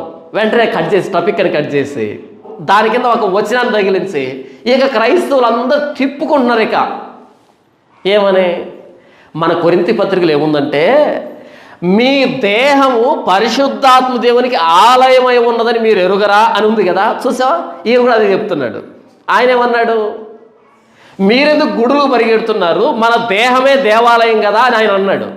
అదే మాట కొరింథీ పత్రికలో ఉంది, మీ దేహం పరిశుద్ధాత్మ దేవుడికి ఆలయం అని ఉంది అనే దాన్ని తగిలించి అందరు తిప్పుకుంటున్నారు. బుర్ర తక్కువ క్రైస్తవులు అంటారు ఇలాంటి వాళ్ళని. ఆయన అన్నటువంటి కోణం వేరే, బైబిల్లో రాసిన కోణం వేరే. పరిశుద్ధాత్మ దేవుడు లేకుండా ఈ దేహం దేవాలయం అవుతుందా? మీ దేహము మీలో ఉన్న పరిశుద్ధాత్మ దేవుడికి ఆలయం. పరిశుద్ధాత్మ దేవుడు వచ్చినప్పుడు ఇది ఆలయం అవుతుంది, కానీ పరిశుద్ధాత్మ లేకపోతే దేవాలయం కాదు, దయ్యాలయం అవుతుంది. దేవాలయానికి దయ్యాలయానికి తేడా ఉందా? పరిశుద్ధాత్మేయుడు వస్తే లోపల ఉన్న దయ్యాలు బయటికి వెళ్తాయి. పరిశుద్ధాత్మేయుడు రాకపోతే లోపల దయ్యాలు అలాగే ఉంటాయి, అన్ని రకాల దయ్యాలు ఉంటాయి, అన్ని రకాల పాపాలు తాండవం చేస్తూ ఉంటాయి లోపల. ఇప్పుడు చెప్పు, గరికపాటి నరసింహారావు గారు బాప్తిజం తీసుకొని పరిశుద్ధాత్మను పొందుకున్నారా? పొందుకోలే. మరి అలాంటప్పుడు ఈ దేహమే దేవాలయం అని ఆయన అన్న కోణం బైబిల్ కోణం కాదు కదా. మరి అలాంటప్పుడు క్రైస్తవులు ఎందుకు కట్ చేస్తున్నారు? బుర్ర తక్కువ అంటారు దీన్ని. ఆలోచన ఉండదు. ఆ పదం ఈ పదం మ్యాచ్ అయిందా, ఇక కొట్టు. మొహవాచిపోయారు పాపం. ఎవరైనా మాట్లాడతారేమో యేసు ప్రభు గురించి, ఎవరైనా మాట్లాడతారేమో బైబిల్ గురించి, ఎవరైనా మాట్లాడతారేమో మా క్రైస్తవ్యం గురించి మొఖమాసిపోయారు. ఎందుకంటే బైబిల్ ఉన్న గొప్పతనం వీళ్ళకి తెలిసి సావదాం. ఇన్ని ప్రసంగాలు చేస్తాం మనం, బుర్రకెక్కదాం, ఎక్కించుకోరు పాపం. ఎవరైనా ఒక సినిమా హీరో యేసు ప్రభు గొప్పోడు అంటే అయిపోయి, ఇక కట్ చేయడం, తిప్పడం అంతే. నాగార్జున ఏమన్నాడు తెలుసా, చిరంజీవి ఏమన్నాడు తెలుసా యేసు ప్రభు గురించి? ఏ పాస్టర్లు ఏమంటాం లేదా? చర్చిలో పాస్టర్లు ఏం ప్రసంగాలు చేయటం లే, మీరు చదవటంలే. ఎవరో చెబితే యేసు ప్రభు గొప్పోడు అయిపోతాడా? యేసు ప్రభు గొప్పోడు, ఒప్పుకున్నా ఒప్పుకోకపోయినా. ఈ దేహం దేవాలయం అని గరికపాటి నరసింహారావు గారు ఎందుకు అన్నారు అంటే, ఆయన అన్న కోణం ఏంటంటే, నేను పాపిని కాదు, నేను ఏ పాపం చేయలే, నేను ఏ పాపం చేయనప్పుడు నా దేహమే దేవాలయం అన్నాడు ఆయన. కానీ పౌలు ఏమన్నాడు తెలుసా?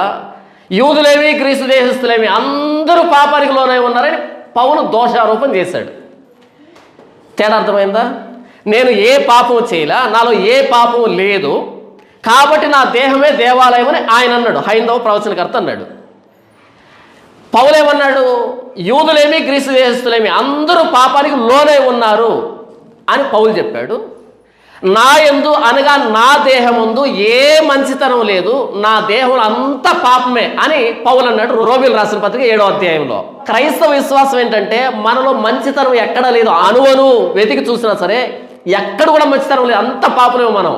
అరికాలు మొదలుకొని నడినెత్తి వరకు స్వస్థత కొంచెమైనా లేదు. ఎక్కడ చూసినా దెబ్బలు, గాయములు, పచ్చిపుండ్లు, అవి కట్టబడలేదు, పిండబడలేదు, తైలంతో మెత్తన చేయబడలేదు. ప్రతివాని హృదయం చెడిపోయింది. ప్రతివాడు నడినెత్తిన వ్యాధి కలిగి ఉన్నాడు, ప్రతివాని హృదయం బలహీనం అయిపోయింది, అందరం పాపులమే, ఏ భేదం లేదు, అందరం పాపం చేశాం అని బైబిల్ చెప్తూ ఉంటే ఆయన ఏమన్నాడు? నేను ఏ పాపం చేయలేదు, నాలో ఏ పాపం లేదు, కాబట్టి నా దేహమే దేవాలయం అని ఆయన అన్నాడు. ఆయన అన్నదానికి బైబిల్ అన్నదానికి తేడా లేదు. తూర్పుకి పడమరికి ఎంత దూరమో అంత దూరం ఉంది, కానీ మనోళ్ళకి ఎక్కడికింది?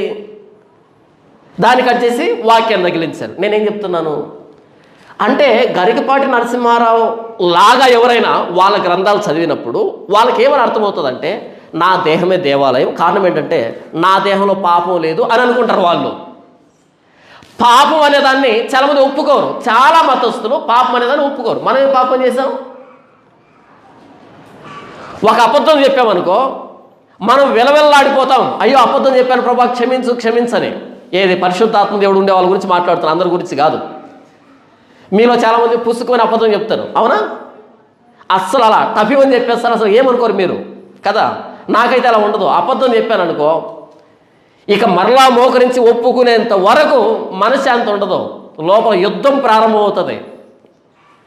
కానీ చాలా మతస్థులు అబద్ధం చెప్పొచ్చని వాళ్ళ గ్రంథాల్లో రాసుకున్నారు. చాలా మతాల్లో కొన్ని విపత్కర పరిస్థితులు అబద్ధం చెప్పొచ్చు, కొన్ని గడ్డు పరిస్థితులు వ్యభిచారం చేయొచ్చు, కొన్ని పరిస్థితులు మోసం చేయొచ్చు అనేటట్టుగా దాని సమయస్ఫూర్తిని, దాన్ని మేధోశక్తిని ఏంటో రకరకాలుగా వర్ణించుకున్నారనమాట. ఇప్పుడు ఈయన నా దేహమే దేవాలయం, ఎందుకంటే నాలో పాపం లేదని ఆయన చెప్పాడు కదా. బైబిల్ ప్రకారంగా అందరూ పాపులే. 11వ వచనం చూడండి, నీతిమంతులు లేడు, ఒక్కడు లేడు.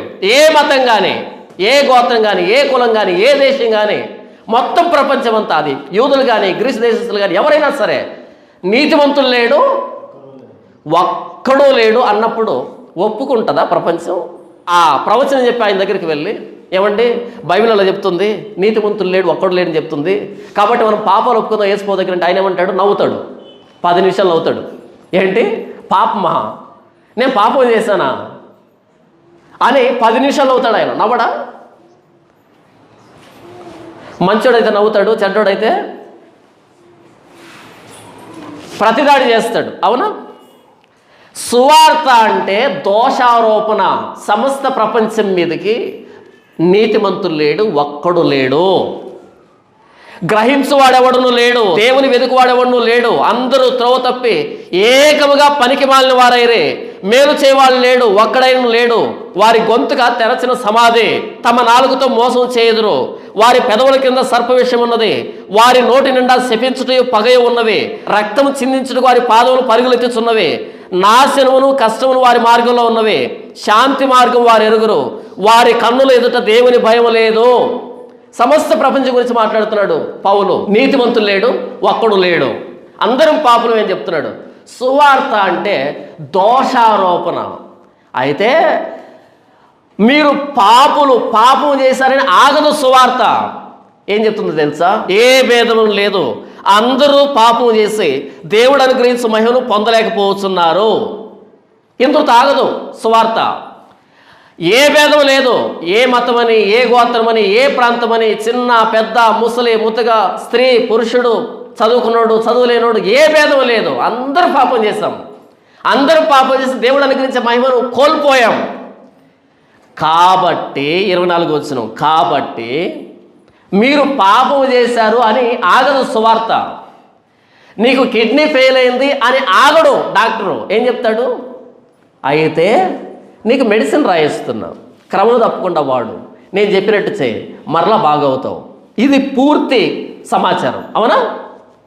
నీకు కిడ్నీ చెడిపోయినంత ఆగడు డాక్టరు, నీకు జబ్బు వచ్చినంత ఆగడు, దానికి వెంటనే చికిత్స ఉంటుంది. అలాగే ఏ భేదం లేదు, అందరూ పాపం చేసి దేవుడు అనుగ్రహించే మహిమను పొందలేకపోతున్నారు. కాబట్టి నమ్మువారు ఆయన కృపచేతనే క్రీస్తు యేసునందలి విమోచనము ద్వారా ఉచితముగా నీతిమంతులమని తీర్చబడుచున్నారు. కాబట్టి నమ్మువారు ఆయన కృపచేతనే. కృప అంటే మనం అర్హులం కాదు. యేసు ప్రభు మన కోసం ప్రాణం పెట్టడానికి మనం అర్హులం కాదు. ఆయనే ఉచితంగా ప్రాణం పెట్టాడు, ఉచితంగా మన పాపాలు క్షమించాడు, ఉచితంగా మనల్ని నీతిమంతులుగా పరిశుద్ధులుగా చేశాడు, ఉచితంగా పరలోక వారసులుగా చేశాడు మనల్ని. డబ్బు ఇస్తే కాదు యేసు ప్రభు ప్రాణం పెట్టింది. మనకు కిడ్నీ ఫెయిల్ అయింది. కిడ్నీ ఫెయిల్ అయితే ఇంకో కిడ్నీ కొనుక్కోవాలనుకో, డబ్బు పెట్టాలి, లక్షలు పెట్టాలి. అయినా దొరకదు. కానీ ఎవరైనా ముందుకొచ్చి నా కిడ్నీ ఇస్తున్నా మీకు అని ఉచితంగా ఇచ్చాడనుకో, దాన్ని కృప అంటారు. తాగి పోగొట్టుకుంది మనం, చెడు అలవాట్లతో పోగొట్టుకుంది మనం. కానీ ఆరోగ్యవంతుడైన ఒకడు వచ్చి, ఏ అలవాటు లేని ఒకడు వచ్చి, నేను నిన్ను ప్రేమిస్తున్నా, ఇదిగో నా కిడ్నీ తీసుకో అని కిడ్నీ కనుక దానాన్ని చేస్తే దాన్ని కృప అంటాం. ఎందుకంటే మనం తప్పుడు అలవాట్లతో పోగొట్టుకున్నాం, చేతుల నాశనం చేస్తున్నాం. కానీ ఆ వ్యక్తికి ఏ అలవాటు లేదు, ఆ వ్యక్తి మనం ప్రేమించడానికి ఏ కారణము లేదు. కానీ ఆ వ్యక్తి వచ్చి మనం ప్రేమించి తన ఆరోగ్యవంతమైన కిడ్నీని ఇచ్చి మనల్ని బ్రతికించి ఆ వ్యక్తి చనిపోవడానికి ఇష్టపడ్డాడుకో, దాన్ని కృప అంటారు. ఉచితముగా అర్హత లేని వాడికి ఇచ్చేదాన్ని కృప అంటారు. కాబట్టి నమ్మువారు కేవలం నమ్మకాన్ని బట్టి ఆయన కృప చేత ప్రభువైన యేసుక్రీస్తు వారిలో మనం ఉచితముగా నీతిమంతులుగా తీర్చబడుతున్నాం. నీతిమంతులు లేడు, ఒక్కడో లేడని 11వ వచనంలో చెప్పి 24వ వచనంలో ఉచితముగా నీతిమంతులుగా ప్రభువైన యేసుక్రీస్తు వారు మనల్ని చేశాడు. దీని కృప. ఇప్పుడు గరికపాటి నరసింహారావు దగ్గరికి వెళ్ళి, నరసింహారావు గారు, నేనే పాపం చేయలేదు కాబట్టి నా దేహమే దేవాలయం అని మీరు అన్నారు కదా, అది తప్పండి. అలా కాదు దేవాలయం అయ్యేది. పరిశుద్ధాత్మ దేవుడు వస్తేనే దేవాలయం అవుతుంది. కానీ మీరు యేసుని నమ్ముకోలేదు, బాప్తిజం తీసుకోలేదు, కాబట్టి మీ దేహం దేవాలయం కాదు అని అన్నామనుకో, ఒప్పుకుంటాడా? అసలు ఒప్పుకోడు. ఎందుకని? ఆయన సిద్ధాంతం అలా ఉంది. ఇలా మీరు ప్రపంచంలో కొన్ని వేల మతాలు ఉంటే ఆ ప్రతి మతం దగ్గరికి వెళ్ళి మీరు నమ్ముతున్న తప్పు, ప్రభువైన యేసుక్రీస్తు వారు నమ్మండి, అప్పుడు ఉచితంగా నీతిమంతులుగా తీర్చబడతారు, లేకపోతే నరకానికి వెళ్తారు అని చెప్పామనుకో, ఊరకే వదిలిపెడతారా? చెప్పగలమా? పోనీ మనమంతా క్రైస్తవులం కాబట్టి ఇంత స్వేచ్ఛగా మాట్లాడుకుంటున్నాం. యేసుప్రభువు నమ్ముకోకపోతే నరకమే, యేసుప్రభువు దగ్గరికి వస్తేనే ఒక వ్యక్తి పాపాలు క్షమించబడతాయని గంభీరంగా చెప్పుకుంటాం. ఎందుకని? మీరు నన్ను ఏమి అనరు కాబట్టి. అందుకని ఇంత గట్టిగా అరుస్తున్నాను. అదే వేరే మతస్థుల దగ్గర తీసుకుని వెళ్ళి వారితో ఇలా మాట్లాడాలంటే చాలా కష్టంగా ఉంటుంది. కారణం ఏంటో తెలుసా? బైబిల్లో ఉన్నటువంటి ఈ సువార్త ప్రతి మతానికి వ్యతిరేకమే, ప్రతి సిద్ధాంతానికి వ్యతిరేకమే, ప్రతి దేవుడికి, ప్రతి దేవతకి, ప్రతి ప్రాంతానికి వ్యతిరేకమే. నీతివంతులు లేడు, ఒక్కడు లేడు అనేది దోషారోపణ. మీరు వెళ్ళరు దేవుని దగ్గరికి అనే దోషారోపణ ఇది. యేసు ప్రభు దగ్గరికి వచ్చి ఆయన రక్తంలో కడగబడి ఉచితంగా నీతిమంతులుగా తీర్చబడితేనే దేవుని మహిమను పొందుతామని చెబితే చాలా కోపాలు వస్తాయి, చంపేస్తారు, చాలా దాడులు జరుగుతాయి, కేసులు పెడతారు, అందరి మనోభావాలు దెబ్బతింటాయి, మత కల్లోలాలు చెలరేగుతాయి. మీరు చాలామందిని అడగండి, ఎందుకు యేసు ప్రభు నంబరు అంటే వాళ్ళు చెప్తారు, మాకు యేసు ప్రభు అంటే ఇష్టమేనండి, కాకపోతే యేసు ప్రభు నేనే అన్నాడండి, అది వచ్చిన సమస్య. నేనే మార్గం, నేనే సత్యం, నేనే జీవం, నేనే అన్నాడండి.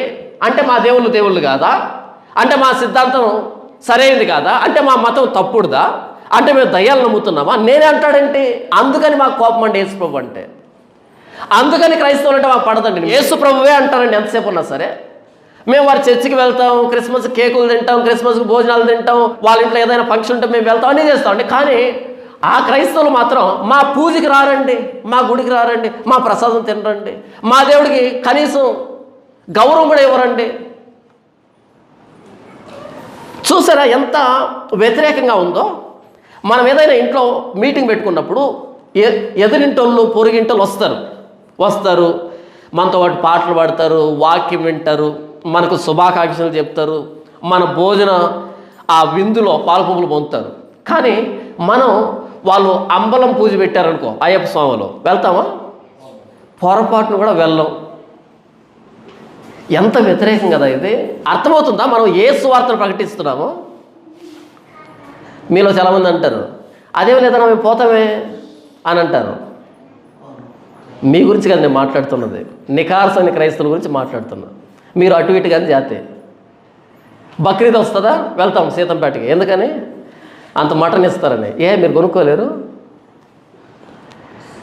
నెక్స్ట్ బక్రీద్కి మీరు ఎవరైనా సిగ్గు చచ్చి సీతంపేట పోవాలనిపిస్తే దయచేసి నా దగ్గరికి రండి, నేను కేజీ కొనిస్తాను. ఎందుకంటే నేను మీకు ఆఫర్ని కాబట్టి కేజీ కొనిస్తా ఒక్కొక్కరికి. వాళ్ళు ఇచ్చేది 1/4 కిలో ఇస్తారు మీకు. అవునా అన్న? ఒక్కొక్క ఇంటోళ్ళు 1/4 కిలో ఇస్తారన్నా, 10 ఎంత అంటారేమో. ఇలాంటి అడుగు తినే బుద్ధి ఉంటే నేనేం చేయలేను. నేనైతే కేజీ కొనిస్తాను నా దగ్గర అంటే. సిగ్గు ఉండద్దు, రోషం ఉండద్దు. వాళ్ళు చచ్చిపోయినప్పుడు వెళ్తాం అడుగు తినడానికి, పెళ్ళిళ్ళకి వెళ్తాం అడుగు తినడానికి. నీకు కార్డు వచ్చిందనుకో, మేము పెళ్లి చేసుకుంటాం, మా పెళ్ళికి రండి కార్డు వచ్చిందనుకో, రైట్ రాయల్గా వెళ్ళు. నీకు ఇంటికి పిలుపు వచ్చిందనుకో, మా నాన్న చచ్చిపోయాడు కార్యక్రమానికి రా అని అంటే రైట్ రాయల్గా వెళ్ళు. కానీ కొంచెం భోజనం దొరుకుతుందని వెళ్ళామనుకో, సిగ్గు నీకు కాదు వేసుకోకపోతుంది. చిచ్చి చిచ్చి, పస్తు చావు ఇబ్బంది లేదు, పస్తు చావు ఇబ్బంది లేదు. ఎంత సిగ్గు అనిపిస్తుంది అంటే, ఇదేంట్రా ఇది, ఏం క్రైస్తవం ఇది? పరిశుద్ధాత్మ దేవుడు నీ మీదికి వస్తే అప్పుడు తెలుస్తుంది రోషం అంటే ఏంటో నీకు తెలుస్తుంది. చావనైనా చస్తా నేను. నా ప్రభు అయిన యేసుక్రీస్తు వారి నామాన్ని తీసుకుని వెళ్ళి ఇంకొక దగ్గర తాకట్టు పెట్టే ఆలోచన కలలో కలలో కలలో కూడా రాదు. ఎందుకని? మీరు ఇక్కడే ఉండండి, పరిశుద్ధాత్ముడు మీ మీదకి వస్తాడు, అప్పుడు మీకు శక్తి వస్తుంది. ఈ లోకానికి ఎదురెళ్ళే శక్తి ఎప్పుడు వస్తుంది అంటే పరిశుద్ధాత్ముడు వచ్చినప్పుడు. చర్చిలో కింద పడి దొరలేదానికి వచ్చేదాన్ని పరిశుద్ధాత్ముడు అనరు, అది దయ్యం, అది భ్రష్టాత్మ. పరిశుద్ధాత్మ ఏడుస్తే లోకానికి ఎదురెళ్తాం. యేసు ప్రభువును మోసుకొని, సిలువ ఇవ్వండి యేసు ప్రభువు మోసుకొని. నీతిమంతులు లేడు, ఒక్కడు లేడు. ప్రభు అయిన యేసుక్రీస్తు వారిని ఉచితమైన నీతిమంతులుగా తీర్చబడతారు. ఆయన కృప చేతనే ఎవరైనా సరే నీతిమంతులుగా తీర్చబడాలని మతాలకు ఎదురెళ్తాం, సిద్ధాంతాలకు ఎదురెళ్తాం, రాజ్యాలకు ఎదురెళ్తాం, ఈ ప్రపంచానికి ఎదురెళ్తాం. యేసు ప్రభు అన్నాడు, జీవానికి పోయే దారి ఇరుకు దారి, నాశనానికి పోయే దారి విశాలమైన దారి. ఇరుకు దారిలో అనేకులు రారు, పట్టరు అంతమంది. నేనేం చెప్తున్నాను ఇంతకీ? అదేంటంటే మా ఇంట్లో మేము పూజ పెట్టుకుంటే మీరు రారు, కానీ మీరు ఫంక్షన్ పెట్టుకుంటే మేము వస్తున్నాం కదా. అలాగని వారి మీద దాడికి వెళ్ళాం, వారి మీద గొడవకి వెళ్ళాం, వారిని అవమానించం, వారిని వెక్కిరించాం. కానీ సువార్త చెప్తాం, వారి పూజలు మనం పాలుపంపులు పొందాం, వారిని ప్రేమిస్తాం, సాటి మనిషిగా ప్రేమిస్తాం, కానీ వారి పూజలో పాలుపంపులు పొందాం. మేము వస్తాం కదా చర్చికి, కేక్ తింటాం కదా, మీరు కూడా కేక్ ఇవ్వండి తింటాం, ఇబ్బంది లేదు. మీరు కూడా బర్త్డే కేక్ ఇవ్వండి లక్ష్యంగా తింటాం, మీరు కూడా బర్త్డేకి బిర్యానీ పెట్టండి లక్ష్యంగా తింటాం, మీరు కూడా పెళ్ళికి భోజనం పెట్టండి లక్ష్యంగా తింటాం. కానీ పూజ చేసి మాత్రం పిలవకండి, మేము తినకూడదు. ఎందుకంటే ప్రభు అయిన యేసుక్రీస్తు వారు మాత్రమే పరలోకానికి దారి అనే దాన్ని మేము తాకట్టు పెట్టాల్సి వస్తుంది. సారీ, అందులో పాలుపంపులు పొందాం. కానీ మీరు బర్త్డే చేసుకోండి, పెళ్లి చేసుకోండి, తద్దినం చేసుకోండి, మీతో పాటు మేము వస్తాం, అన్నీ చేస్తాం. కానీ పూజా పురస్కారాల్లో పాలుపంపులు పొందము. నీతిమంతులు లేడు, ఒక్కడు లేడని మన ప్రపంచానికి దోషారోపణ చేస్తున్నాం. కాబట్టి శక్తి కావాలి. ఏ శక్తి కావాలి?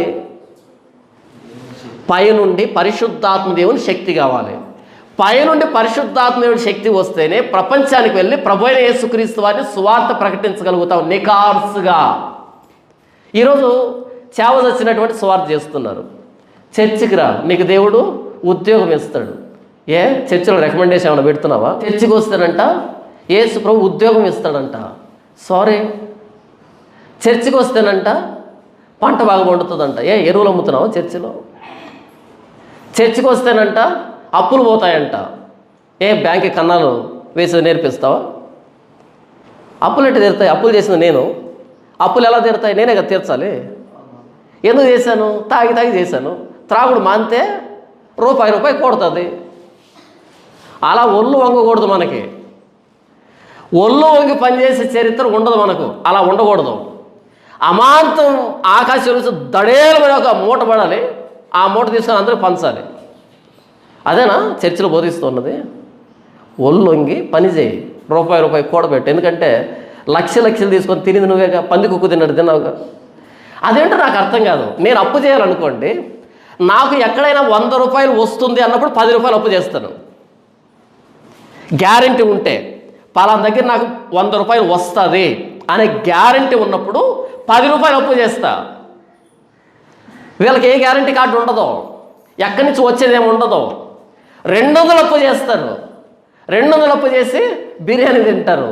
ఎలా అరుగుతుందరా మీకు? అసలు నేను క్రైస్తవుల గురించి మాట్లాడుతున్నాను, అందరి గురించి కాదు. యేసు ప్రభు నమ్ముకున్నప్పుడు కొంచెమైనా క్రమశిక్షణ ఉండాలి కదా. నాకు స్తోమత లేదు, తప్పు లేదు. నీళ్లు పోసుకొని ఉప్పు వేసుకొని ఒక పచ్చిమిరకాయ తీసుకొని నంజుకొని తిని అంతే. ఏం పరువు పోదు, ఏ ప్రెస్టేజ్ పోదు. నీకు లేదు కాబట్టి నువ్వు నీళ్ళు పోసుకొని తింటున్నావు. ఉంటే బిర్యానీ తినవు, వద్దనేది లేదు. లేదు నీకు చిరిగిపోయింది కట్టుకో, లేదు నీకు ఉన్నదాన్ని 10 సార్లు ఉతుక్కొని కట్టుకో, ఇబ్బంది ఏమీ లేదు. ఉంటే నీ ఇష్టం. ఎగరేమని చెప్పట్లేదు, మాటసాలకు అంటున్నా. యేసుప్రభు దగ్గరికి వస్తే అంటే అప్పులు తీరుస్తా అంట, యేసుప్రభు దగ్గరికి వస్తే ఉద్యోగాలు ఇస్తా అంటే, యేసుప్రభు దగ్గరికి వస్తే అది చేస్తాడు ఇది చేస్తాడు. తాయిలాలు పంచిపెడుతూ ఉంటే అలా చర్చికి వస్తున్నారు. ఇది చేవదచ్చిన సువార్త అంటారు. ఇది కాదు. నికార్సైన సువార్త ప్రకటించాలి అంటే మీరు ఆగండి, పరిశుద్ధాత్మను పంపిస్తాను, ఆయన మీకు శక్తిని ఇస్తాడు, అప్పుడు మీరు నాకు సాక్షులై ఉంటారు. ఆయన శ్రమపడి 3వ దినాన్ని తిరిగి లేచాడు కాబట్టి సమస్త ప్రపంచంలో మారు మనసు, పాప క్షమాపణ. యేసుప్రభు దగ్గరికి వస్తే మీకు పిల్లల్ని ఇస్తాడు, యేసుప్రభు దగ్గరికి వస్తే మీకు రోగాలు పోతాయి, యేసుప్రభు దగ్గరికి వస్తే మీకు కలిసి వస్తుంది, యేసుప్రభు దగ్గరికి వస్తే మీకు అది జరుగుతుంది ఇది జరుగుతుంది. ఇదిగా సువార్త. మారు మనసు పొందు, పాప క్షమాపణ పొందు, మనసు మార్చుకో. ఉదాహరణకి ఎక్స్ అనే మతాన్ని ఒక వ్యక్తి అవలంబిస్తున్నాడు, చాలా నిష్ఠగా ఎక్స్ అనే మతాన్ని అవలంబిస్తున్నాడు అనుకో. నా మతమే గొప్పదని ఆ వ్యక్తి దగ్గరికి వెళ్ళి మారు మనసు పొందు అంటే అర్థమేమో తెలుసా? అయ్యా, ఇంతకాలం ఈ ఎక్స్ అనే మతాన్ని గొప్పదనుకున్నా, ఇది చిచి, ఇది మతమే కాదు, ఇది అసలు ధర్మమే కాదు అనేదాన్ని మారు మనసు అంటారు. ఇంకొకసారి చెప్తున్నాను, కొంచెం జాగ్రత్త వినండి. నేను ఎక్స్ అనే ఒక దేవుడు అని ప్రతిరోజు ఉదయాన్నే 4:30కు లేచి చల్లనీటితో స్నానం చేసి పొర్లు దండాలు పెట్టి రోజంతా ఉపవాసం ఉండి జపం చేసి ఏంటో చేస్తున్నాను ఎక్స్ అనే దేవుణ్ణి. అంత భక్తి శ్రద్ధలతో నేను పూజిస్తున్నా ఆయన్ని. సంవత్సరానికి 4 సార్లు మాలేసి ఏంటంటే చేస్తున్నా. క్రైస్తవుడిగా నువ్వు వచ్చావు నా దగ్గరికి, వచ్చి ప్రభువైన యేసుక్రీస్తు వారు నీ పాపాల కోసం శిలువ మీద ప్రాణం పెట్టాడు, 3వ దినాన్ని తిరిగి లేచాడు, మారు మనసు పొందు అన్నప్పుడు దాని అర్థం ఏంటో తెలుసా? చిచి, ఇది దేవుడేంటి? ఈ ఎక్స్ దేవుడు కాదు, అయ్యో దేవుడు అనుకున్నానే, చిచి దేవుడు కాదు, ఇది బయటపడేసి అయ్యా నేను పాపి, నన్ను క్షమించు, నా పాపాల కోసం నీవు ప్రాణం పెట్టావు అని యేసుప్రభు పాదాలు పట్టుకునే దాన్ని మారు మనసు అంటారు. చిన్న విషయం అనుకుంటున్నారు ఇది? అలా జరుగుతుంది అనుకున్నావా? జరగదు. అది సువార్త అంటే. నేను ఇంతవరకు చేసింది పనికిరాంది, అది మానవులు కల్పించింది. యేసుప్రభువే నిజమైన దేవుడు అన్నప్పుడు ఈ దేవుడు కాదనే కదా అర్థము. యేసుప్రభువే సత్యం అన్నప్పుడు ఇది అసత్యమనే కదా అర్థము. యేసుప్రభు వెలుగంటే ఇది చీకటనే కదా అర్థము. యేసుప్రభువే పరలోకానికి మార్గం అన్నప్పుడు ఇది నరకానికి దారి అనేది అర్థము. ఇది మారు మనసు అంటే. మారు మనసు ప్లస్ పాప క్షమాపణ, పాపలు ఒప్పుకో, సాగిలపడు పశ్చాత్తాపడు అంటే ఇంతవరకు చేసిన భక్తి పాపమా? మా ఊర్లో ఒక ఆయన ఉండే, ఆయన అన్నాడు వయసులోనంట అన్ని రకాల పాపాలని అనుభవించాలంట. వయసులో ఉన్నప్పుడు ఏం చేయాలంట? వయసులో ఉన్నప్పుడు కామ క్రోధ మద లోభ మత్సరం ఏదో అంటారు కదా, ఆ కామ క్రోధాలన్నింటినీ అనుభవించాలంట వయసులో ఉన్నప్పుడు. ఇక రేపో మాపో టపీమంటామనేటప్పుడు దేవుణ్ణి నమ్మాలంట. చెప్పిన ఆయన చిన్నోడు కాదు, పెద్ద ఆయన, పండితుడు. చూసారు ఎంత పాండిత్యం? అది వయసులో ఉన్నవాడు వింటే ఏమనుకుంటాడు? నిజమే కదా. యేసుప్రభు అలా చెప్పాడు. పాపం మోహపు చూపు చూసినా సరే పాపం. ఒక స్త్రీని మోహపు చూపుతో చూసే ప్రతివాడు అప్పుడే తన హృదయం ఆమెతో వ్యభిచారం చేసిన వాడు. చూపు కూడా అనుమతించడాయన. అది క్రైస్తవ్యం అంటే. నేను ఇంతవరకు చేసింది పాపం అని అర్థమై పాపాలను ఒప్పుకుంటూ యేసుప్రభు శిలువ దగ్గరికి రావాలి. ఇది సువార్త. ఇలా సువార్త ప్రకటించాలంటే పరిశుద్ధాత్మ దేవుని శక్తి కావాలి. మీకు మాట చెప్తున్నాను, నేను ఎక్స్ అనే దేవుని నమ్ముకుంటున్నాను అనుకో. ఆ ఎక్స్ అనే దేవుడికి 3 భార్యలు 5 మంది సెటప్లు ఉన్నారనుకో. ఇప్పుడు నాకు సువార్త వచ్చిందనుకో, అప్పుడు నేనే పాపినయ్యానా, నా దేవుడు కూడా పాపి అయ్యాడా? ఉదాహరణకి క్రేతు అనే ద్వీపంలో జియస్ అనే దేవుడు ఉన్నాడు.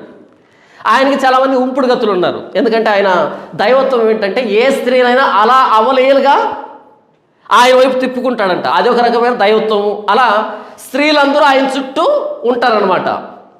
ఇప్పుడు నేను జియస్ అనే దేవుని నమ్ముతున్నాను. నా దేవుడికి చాలామంది ఉంపుడు గతులు ఉన్నారు, చాలామంది భార్యలు ఉన్నారు. అంటే మన్మధుడు టైప్ అనమాట మనోడు. ఎక్కడికి వెళ్తే అక్కడ లవ్ స్టోరీ ఉంటుంది నా దేవుడికి. కాబట్టి నేను కూడా ఆటోమేటిక్గా నా దేవుడిని ఫాలో అవుతూ ఉంటాను. ఇప్పుడు సువార్త వచ్చింది నా దగ్గరికి. ఒక స్త్రీని మోహపు చూపు చూస్తే అప్పుడే తన హృదయంలో వ్యభిచారం చేసిన వాడగును అన్నప్పుడు నేను పాపినయ్యానా? మొదట నా దేవుడు పాపి అయ్యాడా? నా దేవుడు పాపి అయిపోయాడు. నాకు కోపం రాదా? సువార్తను అంగీకరిస్తానా? తిరగబడతాను, గొడవ చేస్తాను, కొడతాను, హింసిస్తాను, అవమానిస్తాను. ఎందుకని? నా దేవుడు పాపాత్ముడు అయిపోయాడు. మొదట నేను కదా బాప్తీసం, నాకిద్దరే ఉంపుడు గత్తెలు, ఈయనకి 20 మంది.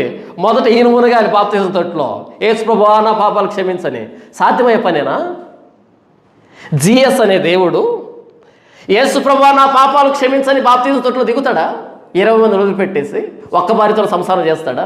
సాధ్యం కాదు. ఇలా యేసు ప్రభు సువార్తని ఉన్నది ఉన్నట్టుగా చెప్పాలి అంటే ప్రపంచానికి వెళ్ళే పరిశుద్ధాత్మ దేవుని శక్తి కావాలి. అంటే సువార్త ప్రకటించడానికి మన శక్తి సామర్థ్యాలు కాదు, దైవికమైన శక్తి కావాలి, పరలోక శక్తి కావాలి, పరిశుద్ధాత్మయుడు మనలోకి రావాలి. అప్పుడే సువార్త ప్రకటించగలం. ఈరోజు పరిశుద్ధాత్మయుడు అంటే ఆచారం, అమాయకుల్లాగా నోట్లో వేలు పెట్టి కొరకలేరేమో అనేంత నంగనాశి వేషాలు వేసి చర్చికి వెళ్ళి అక్కడికి వెళ్ళి మొదట మర్యాదగానే పాడతారు 5-6 పాటలు. ఏం ఇబ్బంది ఉండదు, మామూలుగానే, ఏ పూనకాలు ఉండవు, మామూలుగా హల్లెలూయా స్తుతి మహిమ ఎల్లప్పుడు మా అయ్యగారికి ఇచ్చేదము అని పాడతారు. అలా 5-6 పాటలు అయిపోయిన తర్వాత ఇక అందరు లేచి నిలబడతారు, ఆరాధన. మరి ముందు వాడిన 5 పాటలు ఆరాధన కాదా? టైంపాసా? ఒక్క పాట ఆరాధన ఎందుకైంది? మిగతా పాటలు ఆరాధన కాదా? ముందు పాడిన ఆరాధన కాదా? అవన్నీ మమ్మల్ని అడగండి, మాకు అవన్నీ తెలియదు. లేండి అంతా కళ్ళు మూసుకోండి, చేతులు ఎత్తండి. ఒరే, పురుషులు చేతులు ఎత్తమని ఉంది బైబిల్లో, స్త్రీలు చేతులు ఎత్తమని లేదు. అర్థం కాలేదు కదా? పురుషులు చేతులు ఎత్తి ప్రార్థన చేయమని బైబిల్లో ఉంది, స్త్రీలను ఎత్తమని లేదు. ఆయన మాకెందుకు, అందరు ఎత్తని చేతులు. స్త్రీలు చేతులు ఎత్తి అసహ్యంగా ఉంటారు, ఎత్తకూడదు అనమాట, అసభ్యంగా ఉంటారు. కానీ ఎత్తిస్తారు, వీళ్ళు కూడా ఎత్తుతారనమాట. చూడండి, పెంతుకోస్తు సంఘాల్లో స్త్రీలు కూడా చేతులు ఎత్తారు, కళ్ళు మూసుకుంటారు. కొట్టని చప్పట్లేక ఇంకా చప్పట్లు కొడతా ఉంటారు. కళ్ళు మూయండి, ఎందుకంటే పరిశుద్ధాత్మదేవుడు దిగుతున్నాడు, పరిశుద్ధాత్మదేవుడు వాలుతున్నాడు, పరిశుద్ధాత్మదేవుడు ఊపుతున్నాడు. వీడు మాత్రం కళ్ళు మూసుకోడు. అంటే వీడు చూడొచ్చు పరిశుద్ధాత్మదేవుడిని. అంటే ముందు 5 పాటలు పాడేటప్పుడు పరిశుద్ధాత్మదేవుడు రాలే? అంతే కదా దాని ఉద్దేశం. ముందు కళ్ళు మూసుకోండి, పరిశుద్ధాత్మదేవుడు తాకుతున్నాడు అన్నప్పుడు ముందు రాలేదని కదా అర్థము. సరే, కళ్ళు మూసుకున్నారు, చప్పట్లు కొట్టారు, కింద పడ్డారు, దొర్లారు, ఏంటేంటో చేశారు. ఇందులో సువార్త ఏముందరా? ఇందులో ఎవరికి సువార్త అర్థమైంది? సువార్త అర్థం కాకపోగా వాళ్ళు దొరుకుతూ ఉన్నప్పుడు ఆ అర్ధనగ్న దేహాలు చూసి పాపాత్ములయ్యారు వాళ్ళు. వచ్చిన వాళ్ళు చర్చికి వచ్చి ప్రభువా నేను పాపిని క్షమించు అనాల్సిన చోట్లో వాడు పరిశుద్ధంగా వచ్చినా సరే ఈ దరిద్రాలన్నీ చూసి ఏమయ్యాడు? ఒక కాడు దొరుకుతున్నప్పుడు అలా చూడడము, ప్రభా క్షమించు, మరలా చూడడం, ప్రభా క్షమించు. నిజం నేను చెప్తున్నది, అబద్ధం కాదు. అనుభవించాను, పెంతెకోస్తు సంఘాలు అనుభవించాను. నేనేం పరిశుద్ధంగా ఉండాలని, కానీ కళ్ళెదురుగా దొర్లుతున్నారు. అందరు కళ్ళు మూసుకొని ఉన్నారు. ఎవరు సరి చేస్తారు వాళ్ళని? ఎవరు కప్పుతారు వాళ్ళని? మనం బాప్తీసం నోట్లో దిగి బయటకు వచ్చేటప్పుడు దుప్పటి కప్పి తీసుకొస్తాం స్త్రీలను, అవునా? ఎందుకని? తడిసిపోయినటువంటి ఆ శరీరం చూడటానికి ఇబ్బందిగా ఉంటుంది, దుప్పటి కప్పి తీసుకొని వస్తాం కదా. ఇక్కడ ఎవరు కప్పరు వాళ్ళనే, వాళ్ళ ఇష్టం దొర్లుతూ ఉంటారు. ఎవడు చూస్తున్నాడో, ఎలా చూస్తున్నాడో. పైగా ఈయనేమంటుంటాడు తెలుసా? కళ్ళు తెరవకండి అంటుంటాడు. ఈయన మాత్రం కళ్ళు తెరుచుకో అంటాడు. పరిశుద్ధాత్మ దేవుడు వస్తే ప్రభు అయిన యేసుక్రీస్తు వారి మరణ సమాధి పునరుద్ధానాలు అనేటువంటి దోషారోపణ సమస్త ప్రపంచానికి చేస్తాం, సమస్త మతాలు చేస్తాం. ప్రభు అయిన యేసుక్రీస్తు వారి ప్రాణత్యాగాన్ని అంగీకరించినప్పుడే ఉచితమైన కృప, ఉచితంగా నీతిమంతులుగా తీర్చబడతారు తప్ప యేసు ప్రభు దగ్గరికి రాకుండా, ఆయన ప్రాణత్యాగాన్ని అంగీకరించకుండా ఎవడు కూడా దేవుని దగ్గరికి రాడు.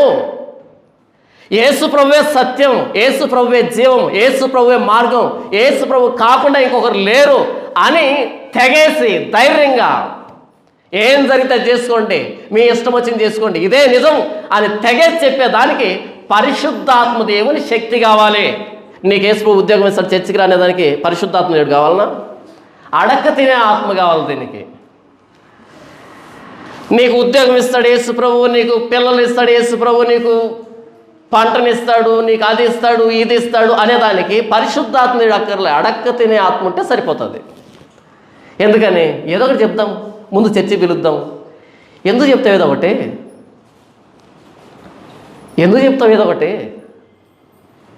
మొన్న మధ్య ఒక ఆయన చెప్పాడు, ఏదో ఒకటి చెప్పి చర్చికి పిలిచాలంట. ఫస్ట్ ఏం చేయాలంట?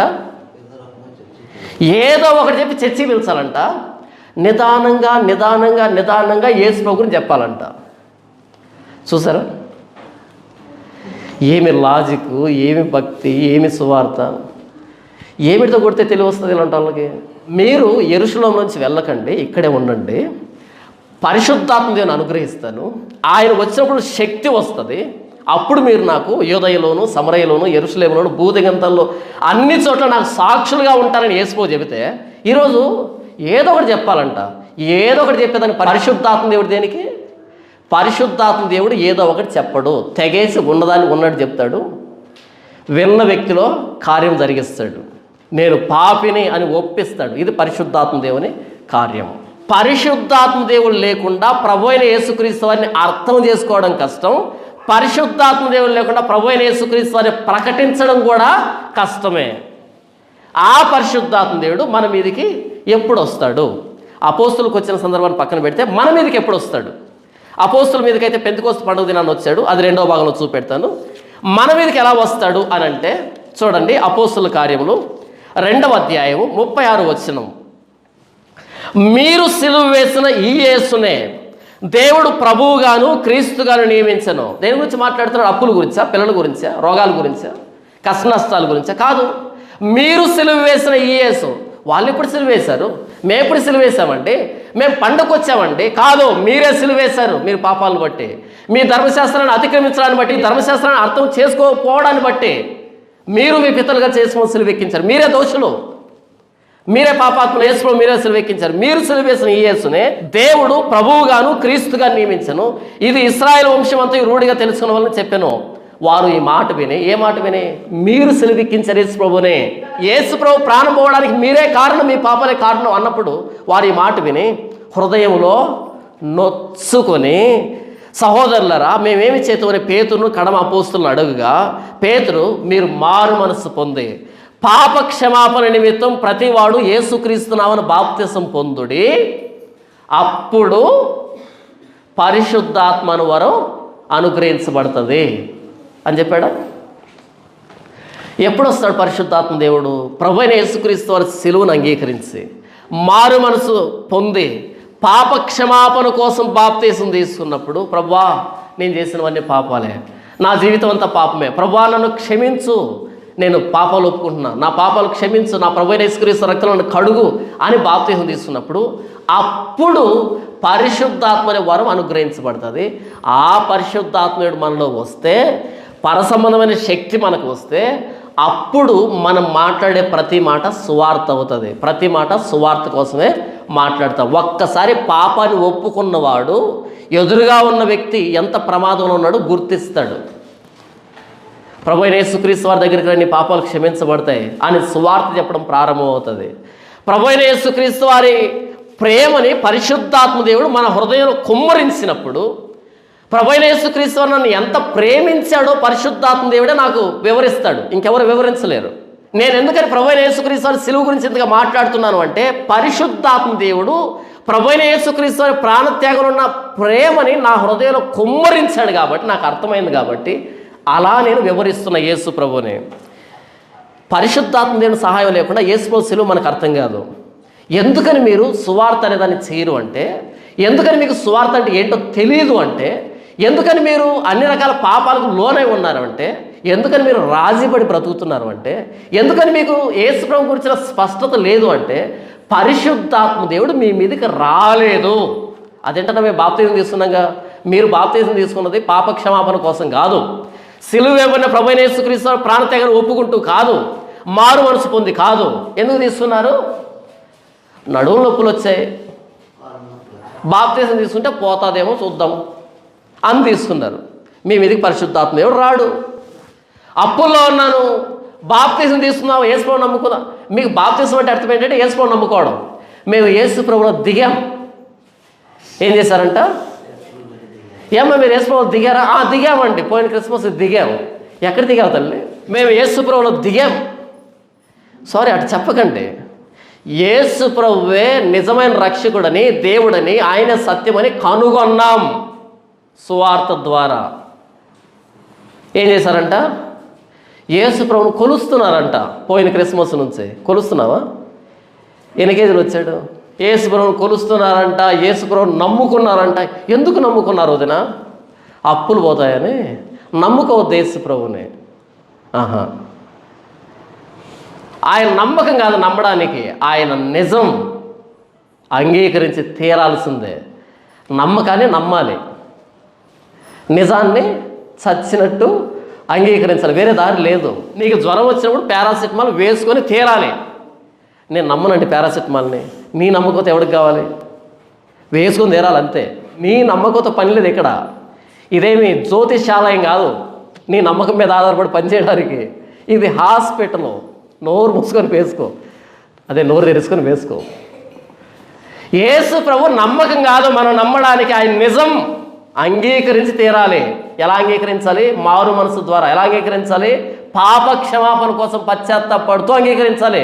మోకాళ్ళ మీద వచ్చి అంగీకరించాలి. ఏదో నీ దయాదాక్షిణ్యాలతోటి నేను యేసుప్రభు నమ్ముకున్నా, ఏదో నీ వల్ల యేసుప్రభుకి ఏదో ఒరిగినట్టు కాదు, ఆయన వల్ల నీకు ఒరుగుతుంది. మోకాళ్ళ మీద వచ్చి అంగీకరించాలా. యేసుప్రభులో దిగకో. యేసుప్రభులోకి వస్తున్నావు అంటే ఎక్కుతున్నావు పరలోకానికి, కానీ దిగడం కాదు అది. యేసుప్రభును నమ్మకు, యేసుప్రభును అంగీకరించు, యేసుప్రభును కొలవకు, యేసుప్రభును అర్థం చేసుకోవడం ప్రారంభించు. ఎందుకు చర్చకి వచ్చాం? ఏదో కొన్ని సమస్యలతో వచ్చాం కాబట్టి మన మీదకి పరిశుద్ధాత్మ ఎవరు రాలే. పరిశుద్ధాత్మ ఎవరు రాకపోతే యేసుప్రభు సిలువ అంటే ఏంటో ఎప్పటికీ అర్థం కాదు నీకు. యేసుప్రభు సిలువ తేవ నీకు అర్థమైతే నీకు నోటికి కుట్లు వేసినా నోరు మాట్లాడుతూనే ఉంటుంది. ఆయన ప్రాణత్యాగాన్ని మన హృదయంలో పరిశుద్ధాత్మ దేవుడు కుమ్మరిస్తే, ఆయన ప్రేమను కుమ్మరిస్తే, సిలువలో ఎంత ప్రేమ చూపించాడు కుమ్మరిస్తే పరిశుద్ధాత్మ దేవుడు, నీ నోటికి కుట్లు వేసినా నోరు మాట్లాడుతూనే ఉంటుంది. నోట్లో 4 కట్ చేసినా చేత్తో వ్రాస్తావు రాతని ప్రపంచానికి పంపించడానికి. చేతులు కట్ చేసిన సైగలు చేసి చెప్తావు యేసుప్రభువే నిజమైన దేవుడని. ఒకని హృదయం నిండి ఉండి దాన్ని బట్టి వారి నోరు మాట్లాడుతుంది. ఒకని హృదయం నిండి ఉండి దాన్ని బట్టి వారి నోరు మాట్లాడటం నిజమైతే, అది సైకాలజీ అయితే, మరి పరిశుద్ధాత్మ దేవుడు యేసుప్రభుని గురించిన ప్రేమను మన హృదయంలో కుమ్మరిస్తే, కుమ్మరించడం అంటే నిండుగా నింపితే, మరి నోట్లోంచి ఏం రావాలి? యేసుప్రభు ప్రాణత్యాగం గురించి రావాలి. మనకు రావట్లేదే అంటే పరిశుద్ధాత్మ దేవుడు రాలే. పరిశుద్ధాత్మ దేవుడు ఎందుకు రాలే? యేసుప్రభు సిలువను బట్టి మనం మారు మనసు పశ్చాత్తాపం ద్వారా పాపక్షమాపణ కోసం యేసుప్రభు నమ్మలే. ఎందుకు నమ్మాం? భూ సంబంధమైన అవసరాల కోసం నమ్మాం. భూ సంబంధమైన అవసరాల కోసం నమ్మిన వాళ్ళే మన చర్చ నిండా ఉంటారు కాబట్టి యేసుప్రభు గురించి ఏమాత్రం అవగాహన లేదు. మన మీదకి పరిశుద్ధాత్మ దేవుడు వచ్చాడా? కొరింథీయులకు రాసిన 2వ పత్రిక 1వ అధ్యాయము 22వ వచనం, ఆయన మనకు ముద్ర వేసి, ఆయన మనకు ఏం వేసి? ముద్ర వేసి మన హృదయములలో మనకు ఆత్మ అను సంచకరువును అనుగ్రహించి ఉన్నాడు. సంచకరువు అంటే అడ్వాన్స్. సంచకరువు అంటే అడ్వాన్స్. అక్కోళ్ళు మొన్న ఎద్దును కొన్నారు కదా. ఏదైనా పశువులు కొనేటప్పుడు, లేకపోతే వస్తువులు కొనేటప్పుడు, ఏదైనా ప్రాపర్టీ కొనేటప్పుడు ఏం చేస్తారు తెలుసా? ఒకేసారి వెళ్ళి 2 లక్షలు వాళ్ళ చేతిలో పెట్టరు. అంత ఉండదు మన దగ్గర. చూస్తాం, ఎద్దు నచ్చింది, వెంటనే ఒక 1000 రూపాయలు 500 తీసి ఒక మధ్యవర్తి చేతిలో పెట్టి, ఇది నాది, పలానా తారీఖు వస్తాను, దీన్ని తీసుకుని వెళ్తాను. దాన్ని ఏమంటారు? అడ్వాన్స్ అంటారు, సంచకరువు అంటారు దాన్ని. అలా ఇచ్చిన తర్వాత మనం 1,00,000కి బేరం చేసామనుకో, మనం అలా వెళ్ళిన 5 నిమిషాలకి ఇంకొకటి వచ్చి 2 లక్షలకి అడిగాడు అనుకో, ఇస్తాడు ఆ వ్యక్తి? ఇవ్వకూడదు. ఎందుకని? మనం అడ్వాన్స్ ఇచ్చాం. ఒక స్థలాన్ని చూసాం, ఇదిగో 1000 రూపాయలు టోకెన్ అంటారు కదా మన ప్రాంతంలో, టోకెన్ రాయించడం అంటారు. ఇదిగో 1000 రూపాయలు, ఇది నాది, వచ్చే నెల పలానా తారీఖు ఇంత డబ్బు తీసుకొని వస్తాను. ఆ తారీఖు లోపల రాలేదనుకో ఇంకెవరికైనా ఇచ్చేసుకోవచ్చు, ఈ డబ్బు కూడా నీకే. దీన్ని అడ్వాన్స్ అంటారు. దేవుడు మనకు ముద్ర వేసి తన ఆత్మను మనకు హృదయంలో అనుగ్రహించి సంచకరువును అనుగ్రహించాడంట. పరిశుద్ధాత్మ దేవుడిని దేవుడు మనకి ఇచ్చాడు అంటే సంచకరువు. సంచకరువు అంటే అడ్వాన్స్. నాలోనికి పరిశుద్ధాత్మ దేవుడు వచ్చాడు అంటే ఈ జాన్పాల్ అనే వ్యక్తి నా వాడు, నా పరలోక సంబంధి, నా బిడ్డ, ఎప్పుడు చనిపోయినా నా దగ్గరకు వచ్చేస్తాడు. అయితే కొద్ది కాలం భూమి మీద ఉంటాడు, నా సేవ చేస్తాడు అంతే. అడ్వాన్స్ ఇచ్చేసాడు నాకు. ఎంత ధైర్యం కదా! మీకు ఇచ్చాడు దేవుడు అడ్వాన్సు? పరిశుద్ధాత్మ దేవుడు నీకు ఇచ్చాడు అంటే దేవుడు నిన్ను బుక్ చేస్తున్నాడు అడ్వాన్స్గా. నీకు అర్థమవుతుందా నేను బుక్ చేస్తున్నాడని? ఎలా తెలుస్తుంది ఆ ముక్క? దేవుడు నా మీద అడ్వాన్స్ ఇచ్చాడని నాకు ఎలా తెలుస్తుంది? ఆయన వచ్చి, అంటే పరిశుద్ధాత్మ దేవుడు వచ్చి పాపమును గూర్చి, నీతిని గూర్చి, తీర్పును గూర్చి లోకమును ఒప్పుకొనజేయను. పాపాన్ని గూర్చి, తీర్పును గూర్చి, నీతిని గూర్చి ఒప్పుకునేటట్టుగా చేస్తాడు పరిశుద్ధాత్మ దేవుడు. నీకు పాపం చేసేటప్పుడు గజ గజ గజ వణుకు వస్తుందా? మీరు ఎప్పుడైనా ట్రాన్స్ఫార్మర్ను పట్టుకున్నారా? ఎందుకు పట్టుకోలే? మీరు ఎప్పుడైనా ట్రాన్స్ఫార్మర్ పట్టుకున్నారా? ఎందుకు పట్టుకోలేదు చెప్పు? అరే కరెంట్ లేదు పట్టుకోవాలన్నా సరే, అమ్మో నేను పట్టుకోను. అవునా? ట్రాన్స్ఫార్మర్ పట్టుకోవడానికైనా వెనకాడరు కొంతమంది, కానీ పాపాన్ని పట్టుకోవాలంటే వణుకు వస్తుంది పరిశుద్ధాత్మ దేవుడు ఉంటే. అది పాపాన్ని గురించి ఒప్పించడం అంటే. మనం పాపాన్ని పట్టుకుంటున్నాం కదా, పాపంతో చెలగట్టమాడుతున్నాం కదా, పాపంతో సంసారం చేస్తున్నాం కదా, అంటే పరిశుద్ధాత్మ దేవుడు లేడు నీలో, అంటే దేవుడు నిన్ను బుక్ చేసుకోలేదు. అంటే ఏ క్షణాన్ని తెచ్చినా నరకమే. అదే చర్చికి వచ్చిన నీ స్వార్థం కోసం, అంతేగాని దేవుడి కోసం కాదు కదా. నీతిని గూర్చి, నీతి కోసం తహతహలాడేటట్టుగా మొదట ఆయన రాజ్యం, ఆయన నీతి, పరిశుద్ధాత్మ కలుగజేస్తాడు. ఇలా అనిపిస్తుందా నీకు? ఈ వారం అంతా ఏం సంపాదించాను అనే ఉంది, కానీ నీకు నీతిని సంపాదించావా? తీర్పును గూర్చి నిన్ను పరిశుద్ధాత్మేయుడు ఒప్పిస్తాడు. దేవుని పిల్లలమని పరిశుద్ధాత్మేయుడు ఒప్పిస్తాడు. ఆత్మ ఫలాలు అనుగ్రహిస్తాడు నీకు. దేవుని గురించినటువంటి ప్రేమ కుమ్మరించబడతాయి నీ హృదయంలో. పరలోక సంబంధిగా బ్రతుకుతావు, పైనున్న వాటిని వెతుకుతూ బ్రతుకుతావు, నీతి కోసం బ్రతుకుతావు. రేపు చనిపోయిన తర్వాత దేవునితో ఉండాలనేటువంటి ఆ తీవ్రతతో బ్రతుకుతావు. అలాంటివి లేవే. కాబట్టి పరిశుద్ధాత్మ నీ మీద లేడు అంటే అర్థమేంటి? నువ్వు సువార్తను అంగీకరించాలి. నువ్వు సువార్తను అంగీకరించలేదు అంటే ఏ క్షణాన్ని తెచ్చినా నరకానికి వెళ్తావు. నేనైతే నా దేవుని ఆరాధిస్తాను ఇప్పుడు. తండ్రి, ఇంతవరకు మీరు చెప్పిన మాటలను బట్టి మీ కృతజ్ఞతలు. అపోస్తుల మీదకి పరిశుద్ధాత్మ వచ్చినప్పుడు వారు శక్తి పొందుకున్నారు. ప్రభువైన యేసుక్రీస్తు వారు మరణ సమాధి పునరుద్ధానాలని సమస్త ప్రపంచానికి, సమస్త మతాలకి, సమస్త సృష్టికి ధైర్యంగా నిర్మోహమాటగా ప్రకటించడానికి శక్తి అనుగ్రహించబడింది. ఎందుకంటే పరిశుద్ధాత్మేయుడు వారి హృదయాల్లో ప్రభువైన యేసుక్రీస్తు వారిని గురించిన ప్రేమను కుమ్మరించాడు. కాబట్టి వారి నోరు సువార్తను గురించి మాట్లాడింది, లాభాన్ని అపేక్షించకుండా మాట్లాడింది. పరిశుద్ధాత్మేయుని అనుగ్రహించావు అంటే సంచకరువును అనుగ్రహించావని, మమ్మల్ని అడ్వాన్స్గా బుక్ చేసుకున్నావని మీ లేఖనాలు చెప్తూ ఉన్నాయి. ప్రభువా, నాలో పరిశుద్ధాత్మను కుమ్మరించారు. నీతిని గురించి, పాపాన్ని గురించి, తీర్పుని గురించి నా హృదయంలో ఎల్లవేళ ఒప్పింపజేస్తున్నాడు పరిశుద్ధాత్మ దేవుడు. అంటే మీరు నన్ను సంచకరువుగా, మీరు నాకు పరిశుద్ధాత్మ దేవుని సంచకరువుగా అనుగ్రహించారని, నన్ను భూమి మీద ఉండగానే కొనుక్కున్నారని, పరలోక రాజ్య నివాసిగా నన్ను చేశారు అని మీ లేఖనాలు చెప్పిన విధానం బట్టి మీ కృతజ్ఞత తెలియజేస్తున్నాను.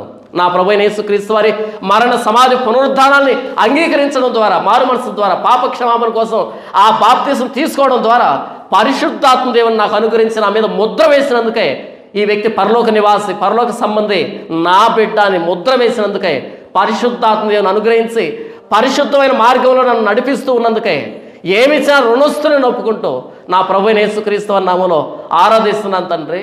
ఆమేన్. ఇది మీకు నిజంగా పరిశుద్ధాత్మీయుడు అనుగ్రహించబడ్డాడు అంటే.